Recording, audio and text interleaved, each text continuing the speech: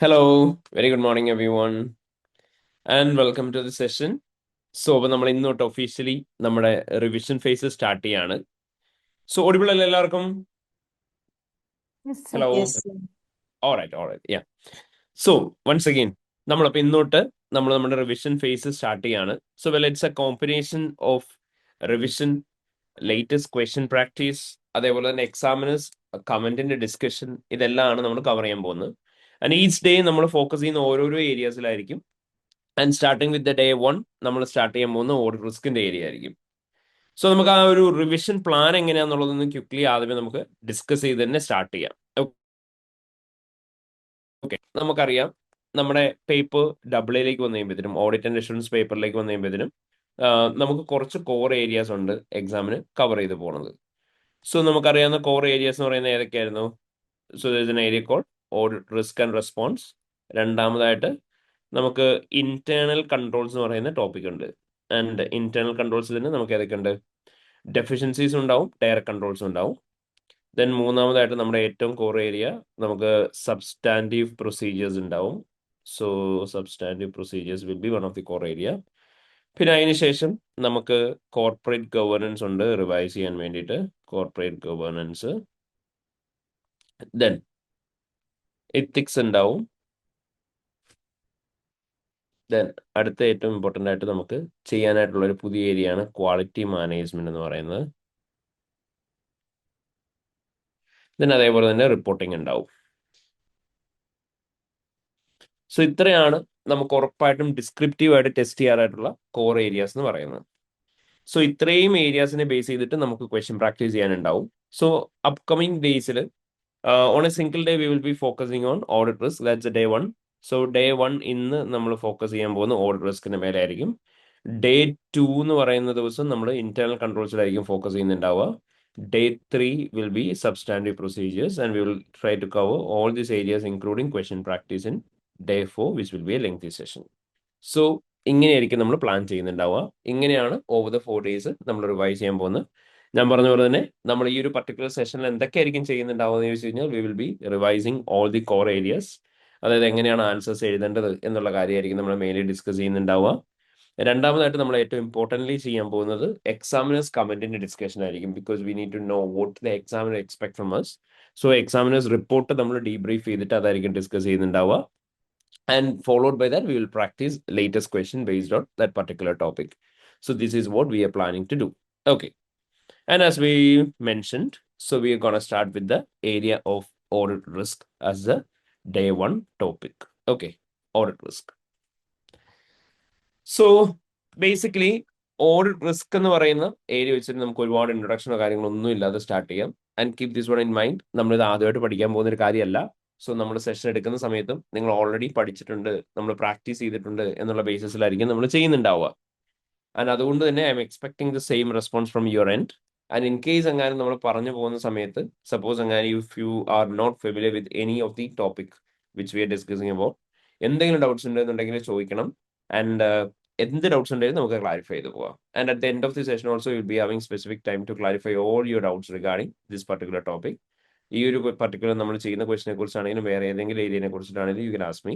So അപ്പൊ അങ്ങനെ general ആയിട്ടുള്ള ഡൗട്ട്സ് നമുക്ക് ലാസ്റ്റ് ഡിസ്കസ് ചെയ്യാം. And now completely based on topic എന്തെങ്കിലും ഡൗട്ട് ഉണ്ടെന്നുണ്ടെങ്കിൽ നമ്മൾ ഡിസ്കസ് ചെയ്യുന്ന സമയത്ത് തന്നെ നിങ്ങൾക്ക് ചോദിക്കാം. ഓക്കെ.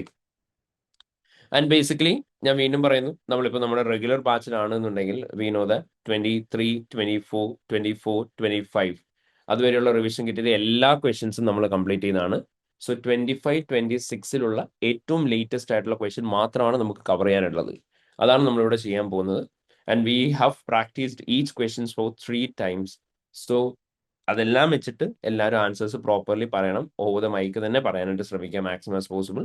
എന്തെങ്കിലും കാരണത്താൽ മൈക്കിലൂടെ റെസ്പോണ്ട് ചെയ്യാൻ പറ്റുന്നില്ല എന്നുണ്ടെങ്കിൽ മാത്രം ചാറ്റിലൂടെ റെസ്പോണ്ട് ചെയ്യാം കേട്ടോ. ബട്ട് സ്റ്റിൽ എല്ലാവരും റെസ്പോണ്ട് ചെയ്യണേ. Okay, all right. സോ അപ്പൊ നമ്മൾ പറഞ്ഞ പോലെ തന്നെ നമുക്ക് നമ്മുടെ area which is area of audit risk നമുക്ക് സ്റ്റാർട്ട് ചെയ്യാം. സോ ബേസിക്കലി ഓഡിറ്റ് റിസ്ക് എന്ന് പറയുന്ന സമയത്ത് വളരെ ഇമ്പോർട്ടൻ്റ്ലി നമുക്ക് ഏറ്റവും ബേസ് ആയിട്ട് നമുക്ക് വേണ്ട ഒരു ഐഡിയ എന്താണെന്ന് ചോദിച്ചു കഴിഞ്ഞാൽ എന്താണ് റിസ്ക് എന്നുള്ള കാര്യമായിരുന്നു. So we have studied that audit risk എന്ന് പറഞ്ഞാൽ എന്തായിരുന്നു? It's a risk of giving an inappropriate opinion on the financial statements when the financial statements are materially misstated. ഒരു കമ്പനിയുടെ ഫിനാൻഷ്യൽ സ്റ്റേറ്റ്മെന്റ്സ് മിസ്സ്റ്റേറ്റഡ് ആയിരിക്കുന്ന സമയത്ത് അതേക്കുറിച്ച് നമ്മൾ തെറ്റായ ഒരു ഒപ്പീനിയൻ കൊടുക്കാനായിട്ടുള്ള ചാൻസിനെയാണ് നമ്മൾ എന്തെന്ന് വിളിക്കുക, ഓഡിറ്റ് റിസ്ക് എന്ന് വിളിക്കുന്നുണ്ടാവുക. അപ്പോൾ ഒരു കമ്പനിയുടെ ഫിനാൻഷ്യൽ സ്റ്റേറ്റ്മെന്റ്സ് മിസ്സ്റ്റേറ്റഡ് ആയിരിക്കുന്ന സമയത്ത് ആ ഫിനാൻഷ്യൽ സ്റ്റേറ്റ്മെന്റ്സിനെ കുറിച്ച് തെറ്റായ ഒരു ഒപ്പീനിയൻ കൊടുക്കാനുള്ള ചാൻസിനെയാണ് നമ്മൾ ഓഡിറ്റ് റിസ്ക് എന്ന് വിളിക്കുക. അത് നമ്മൾ പഠിച്ചിരുന്നു. ഓഡിറ്റ് റിസ്ക് എന്ന് പറയുമ്പോൾ അവിടെ മെയിൻലി 3 എലമെന്റ്സ് വരുന്നുണ്ടാവും അല്ലേ? എന്തൊക്കെയാണ് കോമ്പണൻസ് ഓഫ് റിസ്ക് എന്ന് പറയാം? Number Inherent risk, exactly, there will B inherent inherent risk. പിന്നെ എന്തുണ്ടാവും? control risk, okay, control risk ഉണ്ടാവും. അതിന് മൂന്നാമതായിട്ട് എന്തായിരുന്നു വരിക? detection. detection. ഡിറ്റക്ഷൻ റിസ്ക്കും വരും. ഓക്കെ, സോ ഇങ്ങനെ 3 റിസ്കുകളായിരുന്നു വരുന്നുണ്ടാവുന്നത്. സോ ബേസിക്കലി നമ്മൾ പറഞ്ഞു ഇൻഹെറന്റ് റിസ്ക് എന്ന് പറഞ്ഞാൽ ആസ് എൻ ഓഡിറ്റ് നമ്മളൊരു കമ്പനി ഓഡിറ്റ് ചെയ്യാൻ ചെല്ലുന്ന സമയത്ത് ഓൾറെഡി അവരുടെ ഫിനാൻഷ്യൽ സ്റ്റേറ്റ്മെന്റ്സ് മിസ്റ്റേറ്റഡ് ആയിരിക്കാനുള്ള ചാൻസ് ഉണ്ട്. അതിനെയാണ് നമ്മൾ എന്തെന്ന് വിളിക്കുക? ഇൻഹെറന്റ് റിസ്ക് എന്ന് വിളിക്കുക. അപ്പോൾ നമ്മൾ ബൈ ഡെഫിനിഷൻ ഇങ്ങനെയാണ് പഠിച്ചിരുന്നത്. ഒരു കമ്പനിയുടെ റിലേറ്റഡ് കൺട്രോൾസ് എന്തൊക്കെയാണോ ആ കൺട്രോൾസ് ഒക്കെ കൺസിഡർ ചെയ്യുന്നതിന് മുന്നേ തന്നെ കമ്പനിയുടെ ഫിനാൻഷ്യൽ സ്റ്റേറ്റ്മെന്റ്സിന്റെ അസേർഷൻസിന്റെ അകത്ത് മിസ്റ്റേറ്റ്മെന്റ്സിനുള്ള ചാൻസ് ഉണ്ടാവും. അപ്പോൾ കമ്പനിയുടെ ഫിനാൻഷ്യൽ സ്റ്റേറ്റ്മെന്റ്സിന്റെ അസേർഷൻസിൽ മിസ്റ്റേക്കിനുള്ള ചാൻസ് ഉണ്ടാവുന്നതിനെയാണ് നമ്മൾ എന്തെന്ന് വിളിക്കുക? Will call it as inherent risk. നമ്മളവിടെ പറഞ്ഞു ഒരു കമ്പനിയുടെ നേച്ചർ ഓഫ് ആക്ടിവിറ്റീസിന്റെ ബേസിസിലായിരിക്കും. ഫോർ എക്സാമ്പിൾ വളരെ കോംപ്ലക്സ് ആയിട്ടുള്ള എൻറ്റിറ്റിയാണ്, ഒരുപാട് ഫോറിൻ കറൻസി ട്രാൻസാക്ഷൻ ചെയ്യുന്ന ഒരു കമ്പനിയാണ്, ഭയങ്കര എന്താ പറയുക പ്രൈസ് വോളാറ്റൈൽ ആയിട്ടുള്ള ബിസിനസ് ആണ്, ഒരു ലൈക്ക് ഇപ്പം ഗോൾഡ് പോലത്തെ ഇൻവെന്ററി സെല് ചെയ്യുന്ന കമ്പനിയാണ്.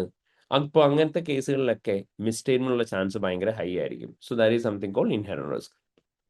ഇനി കൺട്രോൾ റിസ്ക് എന്ന് പറയുമ്പോൾ ഓൺ ദ അതർ ഹാൻഡ് നമ്മൾ പറഞ്ഞു ഒരു company internal control system maintain ചെയ്തിട്ടുണ്ടാവാം, ഉണ്ടാവാതിരിക്കാം. സോ ഇത് കേസിൽ നമ്മുടെ കമ്പനിയുടെ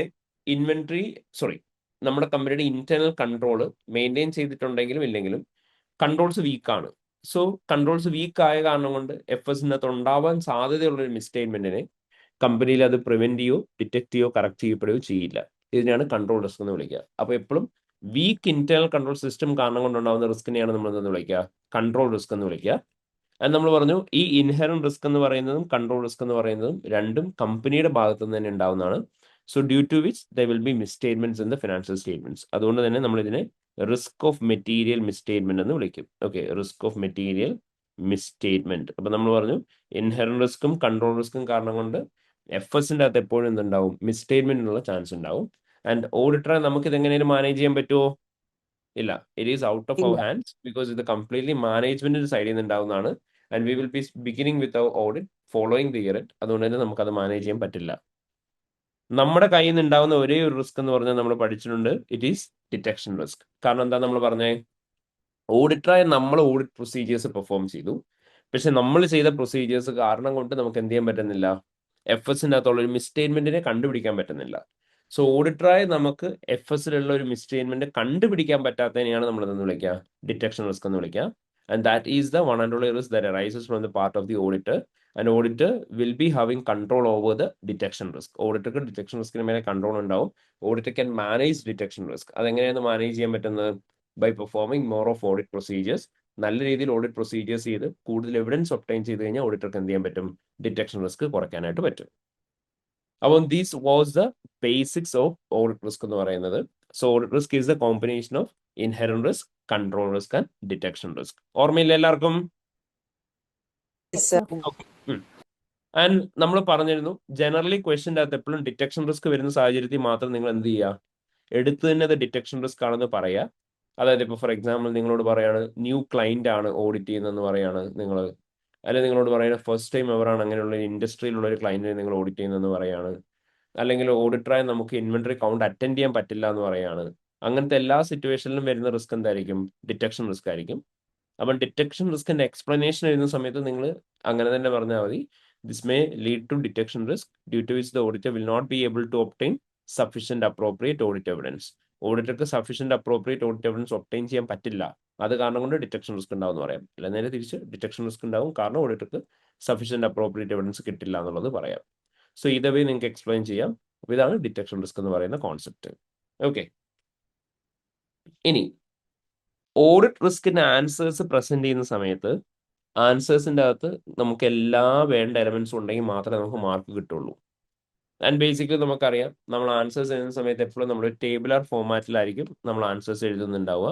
അതായത് ബേസിക്കലി സിമ്പിൾ ആയിട്ടുള്ള 2 കോളം ടേബിൾസ് എക്സാമിനോട് തന്നെ നിങ്ങൾക്ക് തന്നിട്ടുണ്ടാവും. ഇങ്ങനെയുള്ള ടേബിളിലായിരിക്കും നിങ്ങൾ കൊടുക്കുന്നുണ്ടാവും. ഫസ്റ്റ് കോളത്തിൽ നമ്മൾ എന്ത് കൊടുക്കും? ഓഡിറ്റ് റിസ്ക് കൊടുക്കും. അത് കോളത്തിൽ നമ്മുടെ റെസ്പോൺസ് എന്താണോ ആ റെസ്പോൺസ് എന്താണെന്നുള്ളത് കൊടുക്കും. അവിടെ പ്രത്യേകം ശ്രദ്ധിക്കുക, റെസ്പോൺസ് എഴുതുമ്പോൾ എപ്പോഴും നമ്മൾ എഴുതുന്ന ഓഡിറ്റേഴ്സ് റെസ്പോൺസ് ആണ്, മാനേജ്മെന്റിന്റെ റെസ്പോൺസ് അല്ല. പലപ്പോഴും കുട്ടികൾ കൊണ്ട് എഴുതി വെക്കും റിസ്കിന്റെ കേസിൽ അവിടെ മാനേജ്മെന്റ് എന്ത് ആക്ഷൻ എടുക്കണം എന്ന്. അത് റെസ്പോൺസ് അല്ല, ദാറ്റ് ഈസ് റെക്കമെൻഡേഷൻ. അത് നമ്മൾ എഴുതുന്നത് എവിടെയാ? ഇന്റേണൽ കൺട്രോൾസിന്റെ ക്വസ്റ്റ്യനിലാണ്. ദാറ്റ് ടു ഡെഫിഷ്യൻസീസ് ചോദിക്കുമ്പോഴാണ്. സോ ഓഡിറ്റ് റിസ്ക് എഴുതുമ്പോൾ ഒരിക്കലും ഓഡിറ്റേഴ്സ് റെസ്പോൺസ് അല്ലാതെ വേറെ ഒന്നും എഴുതരുത്, നമുക്ക് മാർക്ക് കിട്ടില്ല. ആൻഡ് റിസ്ക് എന്ന് പറയുന്ന സിറ്റുവേഷനിൽ ഓഡിറ്ററെ നമ്മൾ എന്ത് ചെയ്യണം എന്നാണ് അവർ നമ്മളോട് ചോദിക്കുന്നത്. അപ്പൊ നിങ്ങൾ ആൻസേഴ്സ് എഴുതുന്ന സമയത്താണെങ്കിലും ആദ്യം എന്ത് ചെയ്യുക? സിനാരിയോയ്ക്ക് തന്നേക്കുന്ന റിസ്ക് എന്താണോ ആ റിസ്ക് എന്താണെന്നുള്ള ആദ്യമേ ഫസ്റ്റ് ഓഫ് ഓൾ ഐഡന്റിഫൈ ചെയ്യണം. രണ്ടാമതായിട്ട് നിങ്ങൾ എന്ത് ചെയ്യണം എന്ന് പറഞ്ഞിട്ടുള്ളത്, ആ റിസ്ക് എന്താണോ അത് നിങ്ങൾ എക്സ്പ്ലെയിൻ ചെയ്യുക. ആൻഡ് മൂന്നാമതായിട്ട് അത് കാരണം കൊണ്ടുണ്ടാകുന്ന ഇമ്പാക്ട് എന്താണെന്നുള്ളത് എഴുതണം. ആൻഡ് ഇമ്പാക്ട് എഴുതുന്ന സമയത്ത് ഇമ്പാക്ട് ഓൺ ഫിനാൻഷ്യൽ സ്റ്റേറ്റ്മെന്റ്സ് വേണം എഴുതാനായിട്ട്.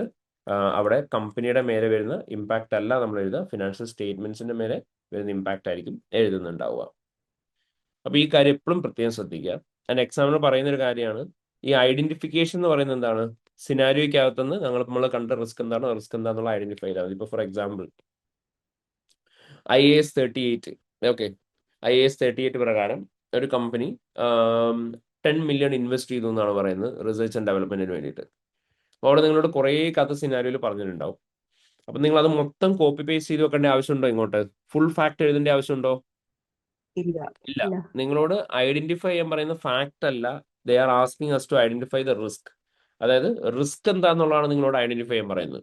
അപ്പൊ അതിൻ്റെ അകത്തുള്ള റിസ്ക് എലമെന്റ് എന്താണോ റിസ്ക് എലമെന്റിന്റെ പോർഷൻ മാത്രം ഐഡന്റിഫൈ ചെയ്താൽ മതി, ഫുൾ സെന്റൻസ് കോപ്പി പേസ്റ്റ് ചെയ്യേണ്ട. അതായത് 10 മില്യൺ റിസർച്ച് ആൻഡ് ഡെവലപ്മെന്റിന് വേണ്ടിയിട്ട് കമ്പനി സ്പെൻഡ് ചെയ്തു എന്ന് പറയുമ്പോൾ ആ 10 മില്യൺ സ്പെൻഡ് ചെയ്തു എന്ന് പറയുന്നത് മാത്രം പിക്ക് ചെയ്താൽ മതി. അല്ലാണ്ട് അവിടെ എഴുതിയേക്കുന്ന കഥ മൊത്തം എഴുതേണ്ട ആവശ്യമില്ല. അല്ലെങ്കിൽ കമ്പനി പുതുതായിട്ട് ലിസ്റ്റിങ്ങിന് വേണ്ടിയിട്ട് പോവാണെന്ന് പറഞ്ഞു, അങ്ങനെയാണെങ്കിൽ കമ്പനി ലിസ്റ്റിങ്ങിന് വേണ്ടിയിട്ട് പോവാണ്, അതിന് വേണ്ടിയിട്ട് അത് ചെയ്തു ഇത് ചെയ്തു എന്ന് പറഞ്ഞ് കുറേ സിനാരിയോയിൽ പറഞ്ഞിട്ടുണ്ടാവും. ബട്ട് ലിസ്റ്റിങ്ങിന് പോവാണ് എന്ന് പറയുന്ന ഫാക്ടറാണ് നമുക്ക് റിസ്ക് ക്രിയേറ്റ് ചെയ്യുന്നത്. അപ്പോൾ അത് മാത്രം നിങ്ങൾ പിക്ക് ചെയ്താൽ മതി. രണ്ടാമതായിട്ട് എക്സ്പ്ലെയിൻ ചെയ്യാൻ പറയുന്ന സമയത്ത് നിങ്ങൾ അവിടെ എന്ത് ചെയ്യുക? അവിടെ എക്സ്പ്ലെയിൻ ചെയ്യാൻ പറയുന്ന സമയത്ത് അവിടെ പല കാര്യങ്ങൾ എഴുതാനായിട്ടുണ്ട്. ഫസ്റ്റ് ഓഫ് ഓൾ മെയിൻലി നമ്മൾ അവിടെ എക്സ്പ്ലെയിൻ ചെയ്യേണ്ടത് എന്താണ്? എക്സ്പ്ലെയിൻ ചെയ്യേണ്ടത് എന്താണെന്ന് ചോദിച്ചു കഴിഞ്ഞാൽ അവിടെ അക്കൗണ്ടിങ് ട്രീറ്റ്മെന്റ് നിങ്ങൾക്ക് അറിയാമെന്നുണ്ടെങ്കിൽ അക്കൗണ്ടിങ് ട്രീറ്റ്മെന്റ് എന്താണ് വേണ്ടത് എന്നുള്ള കാര്യം ആദ്യമേ പറയാം.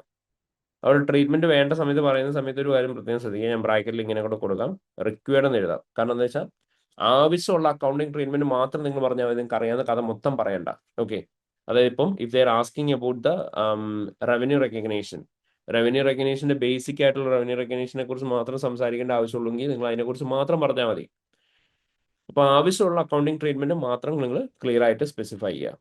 പ്ലസ് അവിടെ എന്തും കൂടെ പറയണം, വോട്ട് വിൽ ഗോ റോങ് എന്നുള്ളതും കൂടെ പറയാം. എന്താണ് അവിടെ തെറ്റായിട്ട് സംഭവിക്കാൻ ചാൻസ് ഉള്ളതെന്നുള്ള കാര്യം പറയാം. ഇതാണ് എക്സ്പ്ലനേഷൻ്റെ അകത്ത് കൊടുക്കേണ്ടത്.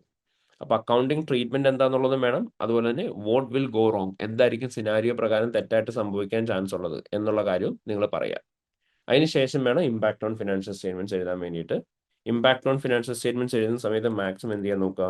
സ്പെസിഫിക് ആയിട്ടുള്ള ഇമ്പാക്ട് തന്നെ കൊടുക്കുക. അതായത് ഇപ്പം may lead to overstatement of intangible asset എന്ന് പറയാതെ, ഇപ്പൊ പേറ്റന്റ് എന്ന് പറയുന്ന ഇൻടാഞ്ചിബിൾ അസറ്റിനെ കുറിച്ചാണ് നിങ്ങൾ പറയുന്നത്, അങ്ങനെയാണ് നിങ്ങൾ എന്ത് തന്നെ പറയാ? It may lead to overstatement of patent തന്നെ പറയാം. So if you are talking about the company's financial statements, അവിടെ ജനറൽ ആയിട്ട് എപ്പോഴും ഫിനാൻഷ്യൽ സ്റ്റേറ്റ്മെന്റ്സ് മേ അഫക്റ്റഡ് എന്നുള്ളത് പറയരുത്. അവിടെ നമ്മൾ പ്രത്യേകം എന്ത് തന്നെ പറയാം? അവിടെ നമ്മൾ പ്രോപ്പർലി പറയാം ഫിനാൻഷ്യൽ സ്റ്റേറ്റ്മെന്റ്സിനകത്ത് ഏത് എലമെന്റ് ആണ്. ഇപ്പം ഡിപ്രിസിയേഷൻ എക്സ്പെൻസ് ചാർജ് ചെയ്യാത്തതിനെ കുറിച്ചാണ് പറയുന്നത്. അങ്ങനെയാണെങ്കിൽ നിങ്ങൾ അവിടെ എന്ത് പറയണം? PPE will be over stated and the depreciation expenses will be under stated എന്ന് തന്നെ പറയാം. അത് നമ്മൾ പറഞ്ഞ സ്പെസിഫിക് ഇമ്പാക്ട് എന്താണെന്നുള്ളത് തന്നെ അവിടെ പ്രോപ്പർലി മെൻഷൻ ചെയ്യുന്നുണ്ടാവണം. ഇപ്പോൾ ഫോർ എക്സാമ്പിൾ നമ്മളിപ്പോൾ പറഞ്ഞു ഒരു കമ്പനി 10 മില്യൺ റിസർച്ച് ആൻഡ് ഡെവലപ്മെന്റിന് വേണ്ടിയിട്ട് സ്പെൻഡ് ചെയ്തു. ഓക്കെ, അപ്പോൾ ഒരു എന്താ പറയാ, ഒരു പുതിയ പ്രൊഡക്റ്റിന്റെ ഡെവലപ്മെന്റിന് വേണ്ടിയിട്ട് സ്പെൻഡ് ചെയ്തു എന്നാ പറഞ്ഞതെന്ന് വെച്ചു. അപ്പോൾ നിങ്ങൾ അത് ആദ്യം ഐഡന്റിഫൈ ചെയ്യുക.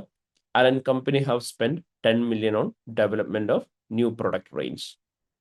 ഇനി അവിടെ നമ്മൾ അക്കൗണ്ടിങ് ട്രീറ്റ്മെന്റ് പറയാം. Therefore, as per IAS 38, intangible asset research expenses should be expensed in the P&L and development expenditure should be capitalized only if meets the criteria for capitalization. ഇനി അവിടെ വോട്ട് വിൽ ഗോ റോങ്, എന്താ തെറ്റായിട്ട് സംഭവിക്കാൻ chance ഉള്ളതെന്ന് പറയാം. However, there can be chances that Allen company might have capitalized some of the expenses relating to the research nature. Impact on effects എന്തായിരിക്കും?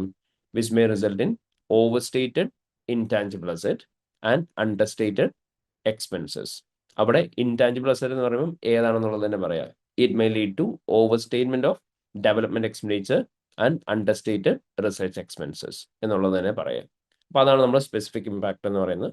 ഇത്ര എഴുതി കഴിയുമ്പോഴത്തേനും ആ റിസ്കിന്റെ പോർഷൻ കംപ്ലീറ്റ് ആയി. ഇനി അതിന് ശേഷം നമ്മൾ എന്ത് ചെയ്യുക? റെസ്പോൺസ് കൊടുക്കുക. റെസ്പോൺസ് കൊടുക്കുമ്പോൾ അവിടെ എപ്പോഴും എന്തുണ്ടാവണം?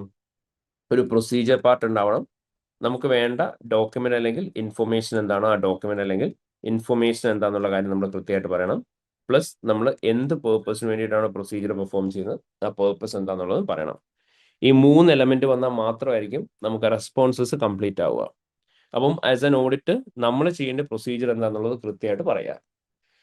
നമുക്ക് അവിടെ വേണ്ട റിക്വയർഡ് ആയിട്ടുള്ള ഡോക്യുമെന്റ് അല്ലെങ്കിൽ ഇൻഫർമേഷൻ എന്താണെന്നുള്ളത് പറയാം. എന്ത് പേർപ്പസിന് വേണ്ടിയിട്ടാണോ നമ്മൾ ഈ പ്രൊസീജിയർ പെർഫോം ചെയ്യുന്നത് ആ പേർപ്പസ് എന്താണെന്നുള്ളത് നമ്മൾ ക്ലിയർലി എന്ത് ചെയ്യണം? ഡിഫൈൻ ചെയ്യുന്നുണ്ടാവണം. അതായത് ഇപ്പോൾ ഫോർ എക്സാമ്പിൾ നമ്മൾ ഈ എഴുതിയേക്കുന്നതാണ് പ്രൊസീജിയർ എന്ന് പറയുക. Agree, analyse, ascertain, assess, compare, consider, enquire, ensure, examine, inspect, monitor, observe, obtain, recalculate, reperform, reconcile, scrutinize, verify, vouch എന്നൊക്കെ പറഞ്ഞ് നമ്മൾ ഈ എഴുതിയേക്കുന്ന ഇത്തരത്തിനെയാണ് നമ്മൾ എന്ന് വിളിക്കുക. Will call it as A procedure. അപ്പം ഇവിടെ നമ്മൾ എപ്പോഴും ശ്രദ്ധിക്കുക, നമ്മൾ ഈ പറയുന്ന പ്രൊഫഷണൽ വേർഡ്സ് തന്നെ യൂസ് ചെയ്യുക. ഞാൻ പറഞ്ഞിട്ടുണ്ട് ക്ലാസ്സിൽ വെച്ചിട്ടും ഒരിക്കലും റീഡ് ദ ഫിനാൻഷ്യൽ സ്റ്റേറ്റ്മെന്റ്സ് ഉള്ള ടേം നമ്മൾ യൂസ് ചെയ്യില്ല. റീഡ് ദ ഇൻവോയ്സസ് നമ്മൾ പറയില്ല. Will always call for inspection of the documents ആയിരിക്കും നമ്മൾ പറയാം. അപ്പൊ ഇൻസ്പെക്ട് വേണം പറയാൻ, അല്ലെങ്കിൽ റിവ്യൂ പറയാം, അല്ലെങ്കിൽ എക്സാമിൻ പറയാം. അതേപോലെ തന്നെ ആസ്ക് എന്നുള്ള ടേം യൂസ് ചെയ്യാൻ പാടില്ല. പകരം ഡിസ്കസ് പറയാ, അല്ലെങ്കിൽ എൻക്വയർ പറയാ. ഓൺഗോയിങ് ആയിട്ട് നടന്നുകൊണ്ടിരിക്കുന്ന ഒരു കാര്യമാണ്, അത് കണ്ട് മനസ്സിലാക്കുന്നതിനെ കുറിച്ചാണ് നമ്മൾ പറയുന്നുണ്ടെങ്കിൽ you can always use the term monitor. അല്ലാന്നുണ്ടെങ്കിൽ നമുക്കവിടെ ഒബ്സർവ് എന്നുള്ള ടേം യൂസ് ചെയ്യാം. അപ്പൊ അങ്ങനെയുള്ള ടേംസ് തന്നെ യൂസ് ചെയ്യാനായിട്ട് നോക്കുക. അപ്പം അത് നമ്മൾ പറഞ്ഞ് അവിടെ എപ്പോഴും ഒരു പ്രൊസീജിയർ ഉണ്ടാവണം.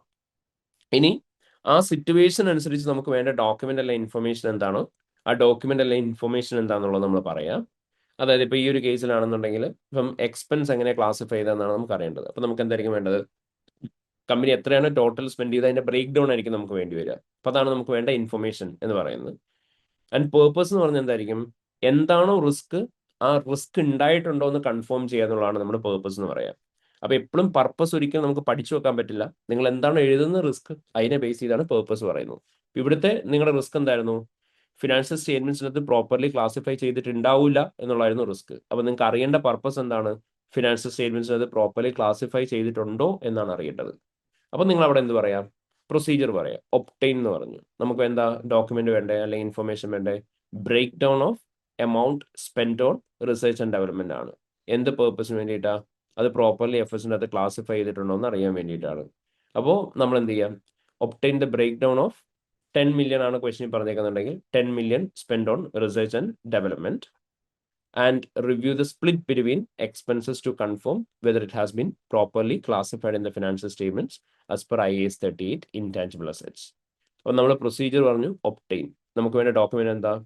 Break down of 10 million spend on research and development. എന്തിനു വേണ്ടിയിട്ടാ? അത് പ്രോപ്പർലി സ്പ്ലിറ്റ് ചെയ്തിട്ടുണ്ടോ, എന്നിട്ട് അത് appropriately in accordance with IAS 38 intangible asset തന്നെ ക്ലാസിഫൈ ചെയ്തിട്ടുണ്ടോ എന്ന് കൺഫേം ചെയ്യാൻ വേണ്ടിയിട്ട്. ഇതായിരിക്കും നമ്മൾ പറയുന്നുണ്ടാവുക പർപ്പസ് എന്ന് പറയാം. സോ ഈ രീതിയിലായിരിക്കും നമ്മൾ റിസ്ക് ആൻഡ് റെസ്പോൺസ് എപ്പോഴും എക്സ്പ്ലെയിൻ ചെയ്യുന്നത്. അതിന് അവിടെ എപ്പോഴും ശ്രദ്ധിക്കുക, നമ്മളിപ്പോൾ പറഞ്ഞ രീതിയിൽ തന്നെ റെസ്പോൺസ് എന്ന് പറയുന്നത് it's the auditor's response and not the management response. അപ്പോൾ നമ്മൾ റെസ്പോൺസ് എഴുതുമ്പോഴും എപ്പോഴും ഓഡിറ്ററിന്റെ സൈഡിൽ നിന്ന് വേണം റെസ്പോൺസസ് കൊടുക്കാൻ വേണ്ടിയിട്ട്. ക്ലിയർ ആയോ? Is a clear Yes, sir. Everyone? Yes, sir. Okay. അപ്പൊ ഇന്നത്തേക്കുള്ളൊരു ഏറ്റവും മെയിൻ ആയിട്ടുള്ള ഒരു ഹോംവർക്ക് ആണ്. So I will share the notes with the other groups as well. So audit risk and response പറഞ്ഞ് we have discuss some set of sample points which were around 25 points. So ഈ 25 points നമ്മൾ detailed ആയിട്ട് discuss ചെയ്തിട്ടുള്ളതാണ്. And ഞാൻ നിങ്ങളുടെ അടുത്ത് പറഞ്ഞിട്ടുണ്ട്, ഒരു കാരണവശാലും ഈ പോയിന്റ്സ് ഇതേപോലെ തന്നെ കൊണ്ട് എഴുതി വെക്കാൻ പാടില്ല. ആൻസേഴ്സ് നള്ളിഫൈഡ് ആവും. ബട്ട് ഈ പോയിന്റ്സ് വായിച്ച് നോക്കുക. ഓൾമോസ്റ്റ് ഇതുമായിട്ട് സിമിലർ ആയിട്ടുള്ള റിസ്കുകളൊക്കെ തന്നെയാണ് എപ്പോഴും നമ്മളോട് ചോദിക്കാറുള്ളത്. സോ ഇതിൻ്റെ അകത്തുനിന്ന് ആ ഒരു ഐഡിയ എടുത്ത് അത് ഇൻസ്പയർഡ് ആയിട്ട് നിങ്ങൾക്ക് ആൻസേഴ്സ് എഴുതാം, അല്ലെങ്കിൽ ആ ഒരു രീതിയിൽ തിങ്ക് ചെയ്തിട്ട് ആൻസേഴ്സ് എഴുതാം. ഒരു കാരണവശാലും ഇത് തന്നെ കൊണ്ടുപോയിട്ട് എഴുതി വെക്കരുത്. അപ്പൊ എല്ലാവരും ഇന്ന് തന്നെ ഈ 25 പോയിന്റ്സും വായിക്കണം കേട്ടോ. ഓക്കെ. ആൻഡ് മോസ്റ്റ് ഇമ്പോർട്ടൻ്റ്ലി ഒരു കാര്യം ശ്രദ്ധിക്കുക, ഞാൻ ഒരുപാട് വട്ടം ക്ലാസ്സിൽ പറഞ്ഞിട്ടുള്ളതാണ്, IAS 38 ഇൻടാഞ്ചിബിൾ അസറ്റ് എന്ന് പറഞ്ഞിട്ട് എഴുതണമെന്ന് യാതൊരു നിർബന്ധമില്ല. ഇൻ അക്കോർഡൻസ് വിത്ത് സ്റ്റാൻഡേർഡ്സ് എന്ന് പറഞ്ഞ് എഴുതി പോയാൽ മതി. നിങ്ങൾക്ക് സ്റ്റാൻഡേർഡ് നെയിം ആൻഡ് നമ്പർ അറിയാമെങ്കിൽ മാത്രം അതിനെക്കുറിച്ച് മെൻഷൻ ചെയ്താൽ മതി. ഇപ്പോൾ standard name and number mention ചെയ്തിട്ടില്ല എന്ന് പറഞ്ഞ് നിങ്ങളുടെ മാർക്ക് പോവില്ല. ഒരു കാരണവശാലും IAS 38 PP എന്ന് പറഞ്ഞ് എഴുതി വെക്കരുത്. അറിയാമെങ്കിൽ മാത്രമേ എഴുതാവുള്ളൂ. സോ എപ്പോഴും അത് നോക്കിയിട്ട് എഴുതുക. അതേപോലെ തന്നെ ഇപ്പം അത് അറിയില്ല എന്നുള്ള ബേസിസ് കൺസേൺഡ് ആയിട്ട് നിൽക്കരുത്. That is not at all being an issue. അപ്പോൾ നിങ്ങൾക്ക് അറിയാവുന്ന സ്റ്റാൻഡേർഡിന്റെ നെയിം ആൻഡ് നമ്പർ മാത്രം എഴുതിയാൽ മതി. അറിയില്ലെങ്കിൽ ജസ്റ്റ് എഴുതുക ആസ് പെർ സ്റ്റാൻഡേർഡ്സ്. ക്ലിയർ ആയോ? Sir, what about auditing standards? It's common for both auditing and accounting standards and not just for the paper Okay. AA, for every paper in your ACCA studies. ഇപ്പോൾ AAA ആണെങ്കിലും SBR ആണെങ്കിലും ഒന്നിലും നമുക്ക് standard name and നമ്പറിന്റെ ആവശ്യമില്ല. Okay, Okay. Alright. And ACCA will always give importance for the content and not for the standard name and number definition. അതിനൊന്നിനും ACCA ഒരിക്കലും importance കൊടുക്കാറില്ല. നിങ്ങൾക്ക് അറിയാവുന്ന ഓൺ വേർഡ്സിൽ എഴുതിയാൽ മതി. But they have to be adequate points. നമ്മുടെ valid ആയിട്ടുള്ള പോയിന്റ്സ് ഉണ്ടാവണം. വാലിഡ് പോയിന്റ്സ് എന്നുള്ളത് ഉദ്ദേശിക്കുന്നത് എന്താ? There should be proper identification of risk, explanation ഉണ്ടാവണം, ഇമ്പാക്ട് ഓൺ എഫേർട്സ് ഉണ്ടാവണം. ആൻഡ് റെസ്പോൺസ് ചെയ്യുന്ന സമയത്ത് there should be procedure, proper document or information and purpose. Clear ആയോ? ഓക്കെ. ആൻഡ് ഇവിടെ എപ്പോഴും എക്സാമിനർ പറയാറുള്ള ഒരു ഏറ്റവും ഇമ്പോർട്ടൻ്റ് ആയിട്ടുള്ള കാര്യമാണ്, ഫസ്റ്റ് ഓഫ് ഓൾ എപ്പോഴും റിസ്ക് എഴുതുമ്പോൾ അക്കൗണ്ടിങ് ട്രീറ്റ്മെന്റ് കാണണമെന്ന് നിർബന്ധമുണ്ടോ? ഉണ്ടോ? റിസ്കിൽ ഇല്ല. എപ്പോഴും അക്കൗണ്ടിങ് ട്രീറ്റ്മെന്റ് ഉണ്ടാവണം നിർബന്ധമുണ്ടോ? ഇല്ല. റിസ്ക് ചിലപ്പോൾ ജനറൽ ആയിട്ടുള്ള റിസ്ക് ആവാം. ഇപ്പോൾ ഫോർ എക്സാമ്പിൾ നമ്മളോട് പറഞ്ഞു കമ്പനി പ്രോഫിറ്റിന്റെ ബേസിസിലാണ് ബോണസ് ഡയറക്ടേഴ്സിന് കൊടുക്കുന്നതെന്ന് പറഞ്ഞു. അപ്പൊ ആ ഒരു സിറ്റുവേഷനിൽ അവിടെ നമുക്ക് റിസ്ക് പറയാൻ പറ്റും, പക്ഷെ അവിടെ അക്കൗണ്ടിങ് ട്രീറ്റ്മെന്റ് ഒന്നുമില്ല. അവിടെ നമ്മൾ എന്തായിരിക്കും പറയാ? പ്രോഫിറ്റിന്റെ ബേസിസിലാണ് ഡയറക്ടേഴ്സിന് ബോണസ് കൊടുക്കുന്നത്. അതുകൊണ്ട് തന്നെ ഡയറക്ടേഴ്സ് എന്തായിരിക്കും? മോട്ടിവേറ്റഡ് ആയിരിക്കും ഇന്റൻഷനലി കമ്പനിയുടെ പ്രോഫിറ്റ് ഓവർ സ്റ്റേറ്റ് ചെയ്ത് കാണിക്കാൻ വേണ്ടിയിട്ട്, to get higher amount of bonus pay out due to which profit of the company might have been overstated. അതായിരിക്കും നമ്മൾ റിസ്ക് പറയാം. അപ്പൊ റിസ്കിന്റെ കേസിൽ എപ്പോഴും അവിടെ എന്തുണ്ടാവണം നിർബന്ധമില്ല. അവിടെ ഒരു പ്രോപ്പർ ആയിട്ടുള്ള അക്കൗണ്ടിങ് ട്രീറ്റ്മെന്റ് ഉണ്ടാവണം എന്ന് നിർബന്ധമില്ല. ചിലപ്പോൾ ജനറൽ ആയിട്ടുള്ള റിസ്ക്കും ആവാം. അപ്പൊ അവിടെ നിങ്ങൾ അക്കൗണ്ടിങ് ട്രീറ്റ്മെന്റ് പറയേണ്ട ആവശ്യമില്ല. പകരം അവിടെ എന്താണ് ഉണ്ടാവാൻ ചാൻസ് ഉള്ള റിസ്ക് എന്നുള്ളത് ജസ്റ്റ് എക്സ്പ്ലെയിൻ ചെയ്താൽ മാത്രം മതി.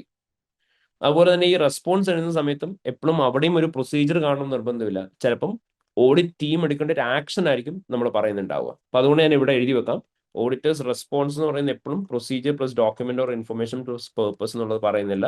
നമ്മുടെ ഓഡിറ്റേഴ്സ് എടുക്കുന്ന ആക്ഷനും ആവാം നമ്മുടെ റെസ്പോൺസ് എന്ന് പറയുന്നത്. ഒരു ബെസ്റ്റ് എക്സാമ്പിൾ പറയാം. നമ്മൾ എപ്പോഴും പറയാറുള്ള ഒരു റിസ്ക് ആണ് ന്യൂ ഓഡിറ്റ് ക്ലയന്റ് എന്നുള്ളത്, അല്ലേ? ഇപ്പൊ ന്യൂ ഓഡിറ്റ് ക്ലയന്റ് എന്ന് പറയുന്ന റിസ്കിന്റെ കേസ് നമ്മൾ പറയാറുണ്ട്. പുതിയ ഓഡിറ്റ് ക്ലയന്റ് ആകുമ്പോൾ നമ്മൾ അവരുടെ ട്രാൻസാക്ഷൻ അക്കൗണ്ടിങ് പോളിസീസോ ബാലൻസസോ ഒന്നും അവർക്ക് ഫെമിലിയർ ആയിരിക്കില്ല. അത് കാരണം കൊണ്ട് ഡിറ്റക്ഷൻ റിസ്ക് ഉണ്ടാവാൻ ചാൻസ് ഉണ്ട്. As we are not able to obtain sufficient appropriate evidence എന്നുള്ള റിസ്ക് നമ്മൾ പറയാറുണ്ട്. അപ്പൊ അതിന്റെ റെസ്പോൺസ് നമ്മൾ കൊടുക്കുന്ന സമയത്ത് നമ്മളവിടെ ഒരു പ്രൊസീജിയർ എഴുതാറുണ്ടോ? ഇല്ല. പകരം ഓഡിറ്റ് ടീം എന്ത് ആക്ഷൻ എടുക്കണം നമ്മൾ പറയില്ല. നമ്മൾ പറയില്ല, ഓഡിറ്റ് ടീം ഒരു സ്യൂട്ടബിളി എക്സ്പീരിയൻസ്ഡ് ആയിട്ടുള്ള എൻഗേജ്മെന്റ് ടീമിനെ തന്നെ യൂസ് ചെയ്യണം. അവർ സഫീഷ്യന്റ് ടൈം അലോക്കേറ്റ് ചെയ്യണം എന്റിറ്റിനെ കുറിച്ച് അണ്ടർസ്റ്റാൻഡ് ചെയ്യാനും റിസ്ക് ഓഫ് മിസ്റ്റേക്സ് എന്തൊക്കെയാണെന്നുള്ളത് ഐഡന്റിഫൈ ചെയ്യാനും എന്നുള്ളതാണ് നമ്മൾ റിസ്ക് റെസ്പോൺസ് കൊടുക്കൽ. അപ്പൊ അങ്ങനെയാവാം. മനസ്സിലായോ? അല്ലെങ്കിൽ ഇപ്പോൾ for example multiple inventory site ഉണ്ട്, എല്ലായിടത്തും ഒരേ ദിവസമാണ് കൗണ്ട് നടക്കുന്നതെന്ന് പറഞ്ഞു. അപ്പൊ നമ്മൾ അവിടെ റിസ്ക് പറയാറുള്ളത് എന്താ? ഓഡിറ്റർക്ക് എല്ലാ കൗണ്ടിനും ഒരേ സമയം എത്താൻ പറ്റൂല, അത് കാരണം കൊണ്ട് ഡിറ്റക്ഷൻ റിസ്ക് ഉണ്ടാവും എന്ന് പറയും. അപ്പൊ അവിടെയും നമ്മൾ ഓഡിറ്റർ എടുക്കേണ്ട ആക്ഷനാ പറയാ. ഓഡിറ്റർ ആദ്യം ഏത് വെയർ ഹൗസിൽ പോകണം എന്നുള്ള കാര്യം ഡിസൈഡ് ചെയ്യണം. അതൊന്നെങ്കിൽ ഇൻവെന്ററിയുടെ സൈസ് വെച്ചിട്ട് നമുക്ക് പോവാം, അതായത് വാല്യൂ ഓഫ് ഇൻവെന്ററി വെച്ചിട്ട്, അല്ലെങ്കിൽ പ്രീവിയസ്ലി മിസ്റ്റേറ്റ്മെന്റ്സ് ആണ് വേണമെന്നുള്ളത് അവിടെ കൂടുതൽ മിസ്റ്റേക്സ് ഉള്ള സ്ഥലത്ത് പോകാൻ നമ്മൾ പറയും. സോ അങ്ങനെയുള്ള ആക്ഷനെ കുറിച്ച് പറഞ്ഞാലും മതി. It is not necessarily just the procedure, it can also be auditors action. Clear ആയോ? Is a clear everyone? Yes, sir. Okay, fine. അപ്പൊ ഇങ്ങനെയായിരുന്നു നമ്മൾ റിസ്ക്കും റെസ്പോൺസും ജനറൽ ആയിട്ടുള്ള ഡിസ്കസ് ചെയ്തിട്ടുണ്ടായിരുന്നു. ഇതിന് പുറമെ നമ്മൾ മറ്റൊരു കാര്യം കൂടെ പഠിച്ചിട്ടുണ്ടായിരുന്നു. എന്തായിരുന്നു? We have also studied about the analytical procedures. So analytical procedures by which mainly നമ്മൾ ഉദ്ദേശിക്കുന്നത് എന്തായിരുന്നു? റേഷ്യോ കമ്പ്യൂട്ടേഷൻ ആയിരുന്നു നമ്മൾ ഉദ്ദേശിക്കുന്നത്, അല്ലേ? കോമൺ ആയിട്ടുള്ള കുറച്ച് റേഷ്യോസ് കാൽക്കുലേറ്റ് ചെയ്യാനായിട്ടായിരുന്നു നമ്മൾ പറഞ്ഞിട്ടുണ്ടായിരുന്നു. സോ ജനറലി നമ്മൾ ചെയ്യാറുള്ള റേഷ്യോസ് ഏതൊക്കെയായിരുന്നു? Gross profit margin. മാർജിൻ നമ്മൾ ചെയ്യും. പിന്നെ Receivable days. Receivables day. Okay, അതിന് പുറമെ ഇതിന് കൂടെ തന്നെ അറ്റാച്ച്ഡ് ആയിട്ടുള്ള OP മാർജിൻ ഉണ്ടാവും. ദെൻ Inventory നമുക്ക് day. ഏതൊക്കെ ഉണ്ടാവും? ഇൻവെന്ററി ഡേയ്സ് ഉണ്ടാവും. Collection. days. ഓക്കെ. എപ്പോഴും ടേൺ ഓവർ കാൽക്കുലേറ്റ് ചെയ്യണമെന്നില്ല കേട്ടോ. ടേൺ ഓവർ ആയിട്ട് ക്വസ്റ്റ്യൻ ചോദിച്ചാൽ മാത്രം ഇൻവെന്ററി ടേൺ ഓവർ കാൽക്കുലേറ്റ് ചെയ്താൽ മതി. അല്ലെങ്കിൽ ജനറൽ ആയിട്ട് ഡേയ്സ് തന്നെ കാൽക്കുലേറ്റ് ചെയ്താൽ മതി. കൂടുതൽ നിങ്ങൾക്ക് തരുന്നുണ്ടാവും ഡേയ്സ് ആയിരുന്നായിരിക്കും. അതേപോലെ തന്നെ നമ്മളോട് എന്തും ചോദിക്കുന്നുണ്ടാവും, Receivable collection. റിസീവബിൾസ് ഡേയ്സും ചോദിക്കുന്നുണ്ടാവും. ഒന്നെങ്കിൽ നിങ്ങളോട് അത് ചോദിക്കും, അല്ലെങ്കിൽ നിങ്ങൾക്ക് തന്നെ അത് ഡയറക്ട്ലി കാൽക്കുലേറ്റ് ചെയ്യാം. So same as that payables days calculate ചെയ്യണം. സോ ഇതൊക്കെയാണ് ജനറലി നിങ്ങളോട് ചോദിക്കാറുള്ളത്. ഇനി ഇതിന് പുറമെ നിങ്ങൾക്ക് വേണമെങ്കിൽ എന്ത് ചെയ്യാം, ബാക്കിയുള്ള ഏതൊക്കെയാണ് റേഷ്യോസ് വേണ്ടത് അതൊക്കെ ചെയ്തു പോകാം. കറണ്ട് റേഷ്യോ ചെയ്യാം, ക്യുക്ക് റേഷ്യോ ചെയ്യാം, ഇൻട്രസ്റ്റ് കവർ റേഷ്യോ ചെയ്യാം, ഗിയറിംഗ് ചെയ്യാം, അങ്ങനെയുള്ളതെല്ലാം ചെയ്തു പോവാം. ഇപ്പം ഇവിടെ നമ്മൾ പറഞ്ഞു, ഇവിടെ നമ്മൾ ചെയ്യണ സമയത്ത് നിങ്ങളോട് കറണ്ട് ഇയർലിയും അതേപോലെ തന്നെ എന്തും ചോദിക്കുന്നുണ്ടാവും, പ്രീവിയസ് ഇയർലിയും നിങ്ങളോട് ചോദിക്കുന്നുണ്ടാവും. So you have to calculate both the current year as well as the previous year ratios. അപ്പൊ നമുക്ക് ആ current year and previous year റേഷ്യോസിനകത്തുള്ള ഫ്ലക്ച്വേഷൻസ് നോക്കിയിട്ടായിരിക്കും നമ്മൾ റിസ്ക് എഴുതുന്നുണ്ടാവുക. ഇപ്പൊ ഫോർ എക്സാമ്പിൾ കറണ്ട് ഇയറിൽ 20% ആണ് ജി പി മാർജിൻ എന്ന് പറയുന്നത്, ആൻഡ് പ്രീവിയസ് ഇയറിൽ ഇറ്റ് വാസ് 16%. ഓക്കെ, സോ ഈ ഒ പി മാർജിൻ എന്ന് പറയുന്നത് കറണ്ട് ഇയറിൽ 18% ആണ്, and consider that for the previous year it was 16%, അല്ലെങ്കിൽ വേണ്ട ഒരു 14%. Okay, same as that inventory days എന്ന് പറയുന്നത് ഈ പ്രാവശ്യം ഒരു 80 ഡേയ്സ് ആണ്, ആൻഡ് പ്രീവിയസ് ഇയറിൽ consider that it is sorry it was 60 days. Okay, and same about the both other ratios as well. So ഇവിടെയും സെയിം ആണെന്ന് അസ്യൂം ചെയ്യാം. ഓക്കെ, സോ നമ്മൾ പറഞ്ഞിരുന്നു G P margin O P margin തമ്മിൽ ഇങ്ങനെയുള്ള direct relationship ആണ് വരുന്നെങ്കിൽ, which means if both are increasing there is no issues, അല്ലെങ്കിൽ നമുക്ക് അങ്ങനെ ഒരു റിസ്ക് ആയിട്ട് പറയാനല്ലേ. Or if both are decreasing also, അവിടെ നമ്മൾ റിസ്ക് ഒരുപാട് മെൻഷൻ ചെയ്യേണ്ട ആവശ്യമില്ല. So that is something called direct relation. But നമ്മളിവിടെ എപ്പോഴും പറയുന്നുണ്ടാവും എന്തിനെ കുറിച്ചായിരിക്കും, ഇൻവേഴ്സ് റിലേഷനെ കുറിച്ചായിരിക്കും. Which means G P margin എന്ത് ചെയ്തു, കൂടി, ഒ പി മാർജിൻ എന്തായി, കുറഞ്ഞു. സോ ജി പി മാർജിൻ കൂടുകയും ഒ പി മാർജിൻ കുറയുകയും ചെയ്യുന്ന സമയത്തായിരിക്കും നമ്മളവിടെ റിസ്ക് എലമെന്റ് കൺസിഡർ ചെയ്യുന്നുണ്ടാവുക. അപ്പൊ ഇങ്ങനെയുള്ള സാഹചര്യത്തിൽ നമ്മൾ എന്ത് പറയും, the can be chances of having miss classification between expenses. അപ്പം ജി പി മാർജിൻ കൂടണം എന്നുണ്ടെങ്കിൽ എന്ത് കൂടിയതായിട്ട് നമ്മൾ അസ്യൂം ചെയ്യും, കമ്പനിയുടെ പ്രോഫിറ്റബിലിറ്റി കൂടി, which means cost of sales എന്ത് ചെയ്തിട്ടുണ്ടാവും, അവിടെ കുറഞ്ഞിട്ടുണ്ടാവും. ഒ പി മാർജിൻ കുറയണം എന്നുണ്ടെങ്കിൽ അവിടെ എന്ത് സംഭവിച്ചിട്ടുണ്ടാവും, ഓപ്പറേറ്റിംഗ് എക്സ്പെൻസ് എന്താവും, കൂടും. സോ ജി പി മാർജിൻ കൂടി, ഒ പി മാർജിൻ കുറഞ്ഞു. സോ കോസ്റ്റ് ഓഫ് സെയിൽസ് കുറഞ്ഞു, ഓപ്പറേറ്റിംഗ് എക്സ്പെൻസ് കൂടി. അവിടെ നമ്മൾ എന്തായിരുന്നു അസംഷൻ ഇടേണ്ടത്, കമ്പനി കോസ്റ്റ് ഓഫ് സെയിൽസിന്റെ അകത്ത് കാണിക്കേണ്ടിയ പല എക്സ്പെൻസുകളെയും എവിടെ കൊണ്ടേ കാണിച്ചിട്ടുണ്ടാവും നമ്മൾ അസ്യൂം ചെയ്യും, Operating expense. Operating expense expenses. ആയിട്ട് കാണിച്ചിട്ടുണ്ടാവും എന്ന് നമ്മൾ അസ്യൂം ചെയ്യും. ഡ്യൂ ടു വിച്ച് നമ്മുടെ കോസ്റ്റ് ഓഫ് സെയിൽസ് എന്തായിരിക്കും, അണ്ടർസ്റ്റേറ്റഡ് ആയിരിക്കും, ഓപ്പറേറ്റിംഗ് എക്സ്പെൻസ് എന്തായിരിക്കും, Overstated. ഓവർ സ്റ്റേറ്റഡ് ആയിരിക്കും. ഓക്കെ, അപ്പൊ അങ്ങനെയായിരിക്കും നമ്മൾ പറയാനുണ്ടാവുക. നമ്മൾ ഇങ്ങനെ ആയിരിക്കും പറഞ്ഞു വെക്കുക, the gross profit margin has been increased from 16% to 20%, and operating profit margin has been decreased from 14% to 12%. Therefore, there can be chances of having misclassification between expenses. The expenses that need to be included within the cost of sales might have been misclassified into operating expense, leading to understated cost of sales and overstated operating expenses. ഇതായിരിക്കും നമ്മൾ പറയുന്ന risk. ഇനി അതേപോലെ തന്നെ നമ്മൾ പറഞ്ഞു രണ്ടാമതായിട്ട് inventory days 60 ഡേയ്സിൽ നിന്ന് 80 ഡേയ്സ് ആയി. അപ്പൊ അവിടെ നമ്മൾ ഇടുന്ന അസംഷൻ എന്തായിരുന്നു, ഇൻവെന്ററി ഡേയ്സ് എന്ന് പറയുന്നത് 60 ഡേയ്സിൽ നിന്ന് 80 ഡേയ്സിലേക്ക് പോണ സമയത്ത് നമ്മൾ പറയും 60 ഡേയ്സിൽ നിന്ന് 80 ഡേയ്സിലേക്ക് പോകുമ്പോഴത്തേനും ഇൻവെന്ററി എന്തായി, സ്ലോ മൂവിങ് ആയി, പതിയെ പതിയാണ് ഇൻവെന്ററി വിറ്റ് പോണത്. സോ സ്ലോ മൂവിങ് അല്ലെങ്കിൽ ഇൻവെന്ററി ഒബ്സലേറ്റ് ആയി കഴിഞ്ഞാൽ എന്ത് ചെയ്യണം നമ്മൾ പഠിച്ചിട്ടുള്ളത്, it need to be return down to the lower of cost of NRV. Risk എന്തായിരിക്കും, കമ്പനി ചെയ്തിട്ടുണ്ടാവില്ല. അപ്പൊ ഇൻവെന്ററി എന്താവും, ഓവർ സ്റ്റേറ്റഡ് ആയിരിക്കും. ഓക്കെ, അപ്പൊ അതാണ് നമ്മൾ പറയാം, inventory days has been increase from 60 days to 80 days. Therefore, it represents that the inventory is slow moving or obsolete. Therefore, as per IAS 2 inventory should be written down to the lower of cost or NRV. If not, value of inventory will be overstated. അതേപോലെ തന്നെ നമ്മൾ പറഞ്ഞു receivables days കൂടുകയാണ്, 60 ഡേയ്സിൽ നിന്ന് 80 days ആയി. അപ്പോൾ receivables days കൂടുന്ന സമയത്ത് അവിടെ നമ്മളോട് പറയാണ് റിസീവബിൾസിന്റെ ഡേയ്സ് കൂടുക എന്ന് പറയുമ്പോൾ അതിനർത്ഥം എന്താ, നമുക്ക് റിസീവബിൾസ് കിട്ടാനായിട്ട് ഡിലേ ആവുന്നു, which means they can be chances of having bad and doubtful debts for the company. In case of bad and doubtful debts നമ്മൾ എന്ത് ചെയ്യണം, നമ്മൾ പഠിച്ചിട്ടുള്ളത് ഒന്നെങ്കിൽ Balance create. Allowances for receivables നമ്മൾ ക്രിയേറ്റ് ചെയ്യണം, അല്ലെങ്കിൽ ബാഡ് ആൻഡ് ഡൗട്ട്ഫുൾ ഡെപ്റ്റ്സ് നമ്മൾ എന്ത് ചെയ്യണം, Write റൈറ്റ് off ഓഫ് ചെയ്യണം. റിസ്ക് എന്തായിരിക്കും? കമ്പനി ഇത് രണ്ടും ചെയ്തിട്ടുണ്ടാവില്ല, അപ്പൊ നമ്മുടെ റിസീവ്സ് എന്താവും? ഓവർ സ്റ്റേറ്റഡ് ആയിരിക്കും. ആൻഡ് അലവൻസസ് എന്തായിരിക്കും? Under stated. understated. ഇതായിരിക്കും നമ്മൾ പറയാം.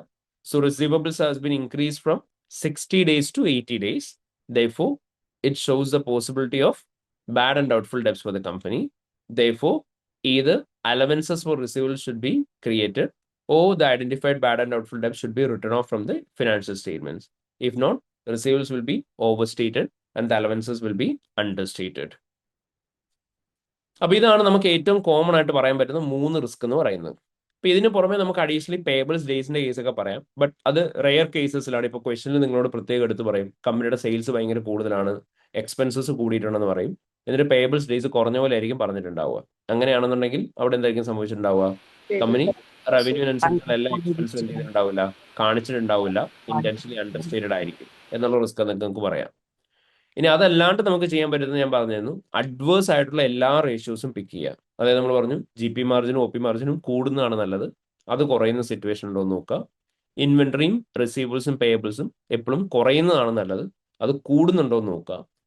Current ratio, quick ratio, interest cover ratio എപ്പോഴും കൂടണം, അത് കുറയുന്നുണ്ടോ എന്നുള്ളത് നോക്കുക. ഗിയറിംഗ് കൂടുന്നുണ്ടോ എന്ന് നോക്കുക. അങ്ങനെയുള്ള അഡ്വേഴ്സ് റേഷ്യോസ് പിക്ക് ചെയ്യുക. എന്നാൽ എല്ലാ അഡ്വേഴ്സ് റേഷ്യോസും കൂടെ പിക്ക് ചെയ്തിട്ട് നിങ്ങൾക്ക് ഒരു കോമൺ ആയിട്ടുള്ള റിസ്ക് പറയാം.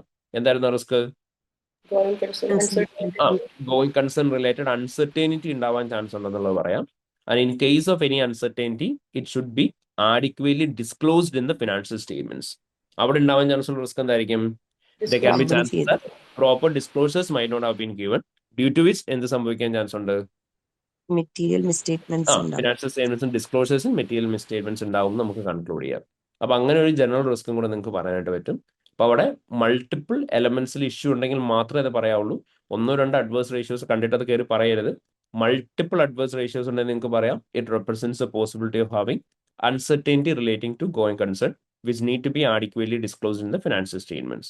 But there can be chances that company might not have given proper disclosures, resulting in material misstatements in the disclosures to the financial statements. Okay, അല്ലേ? Yes, sir. Okay.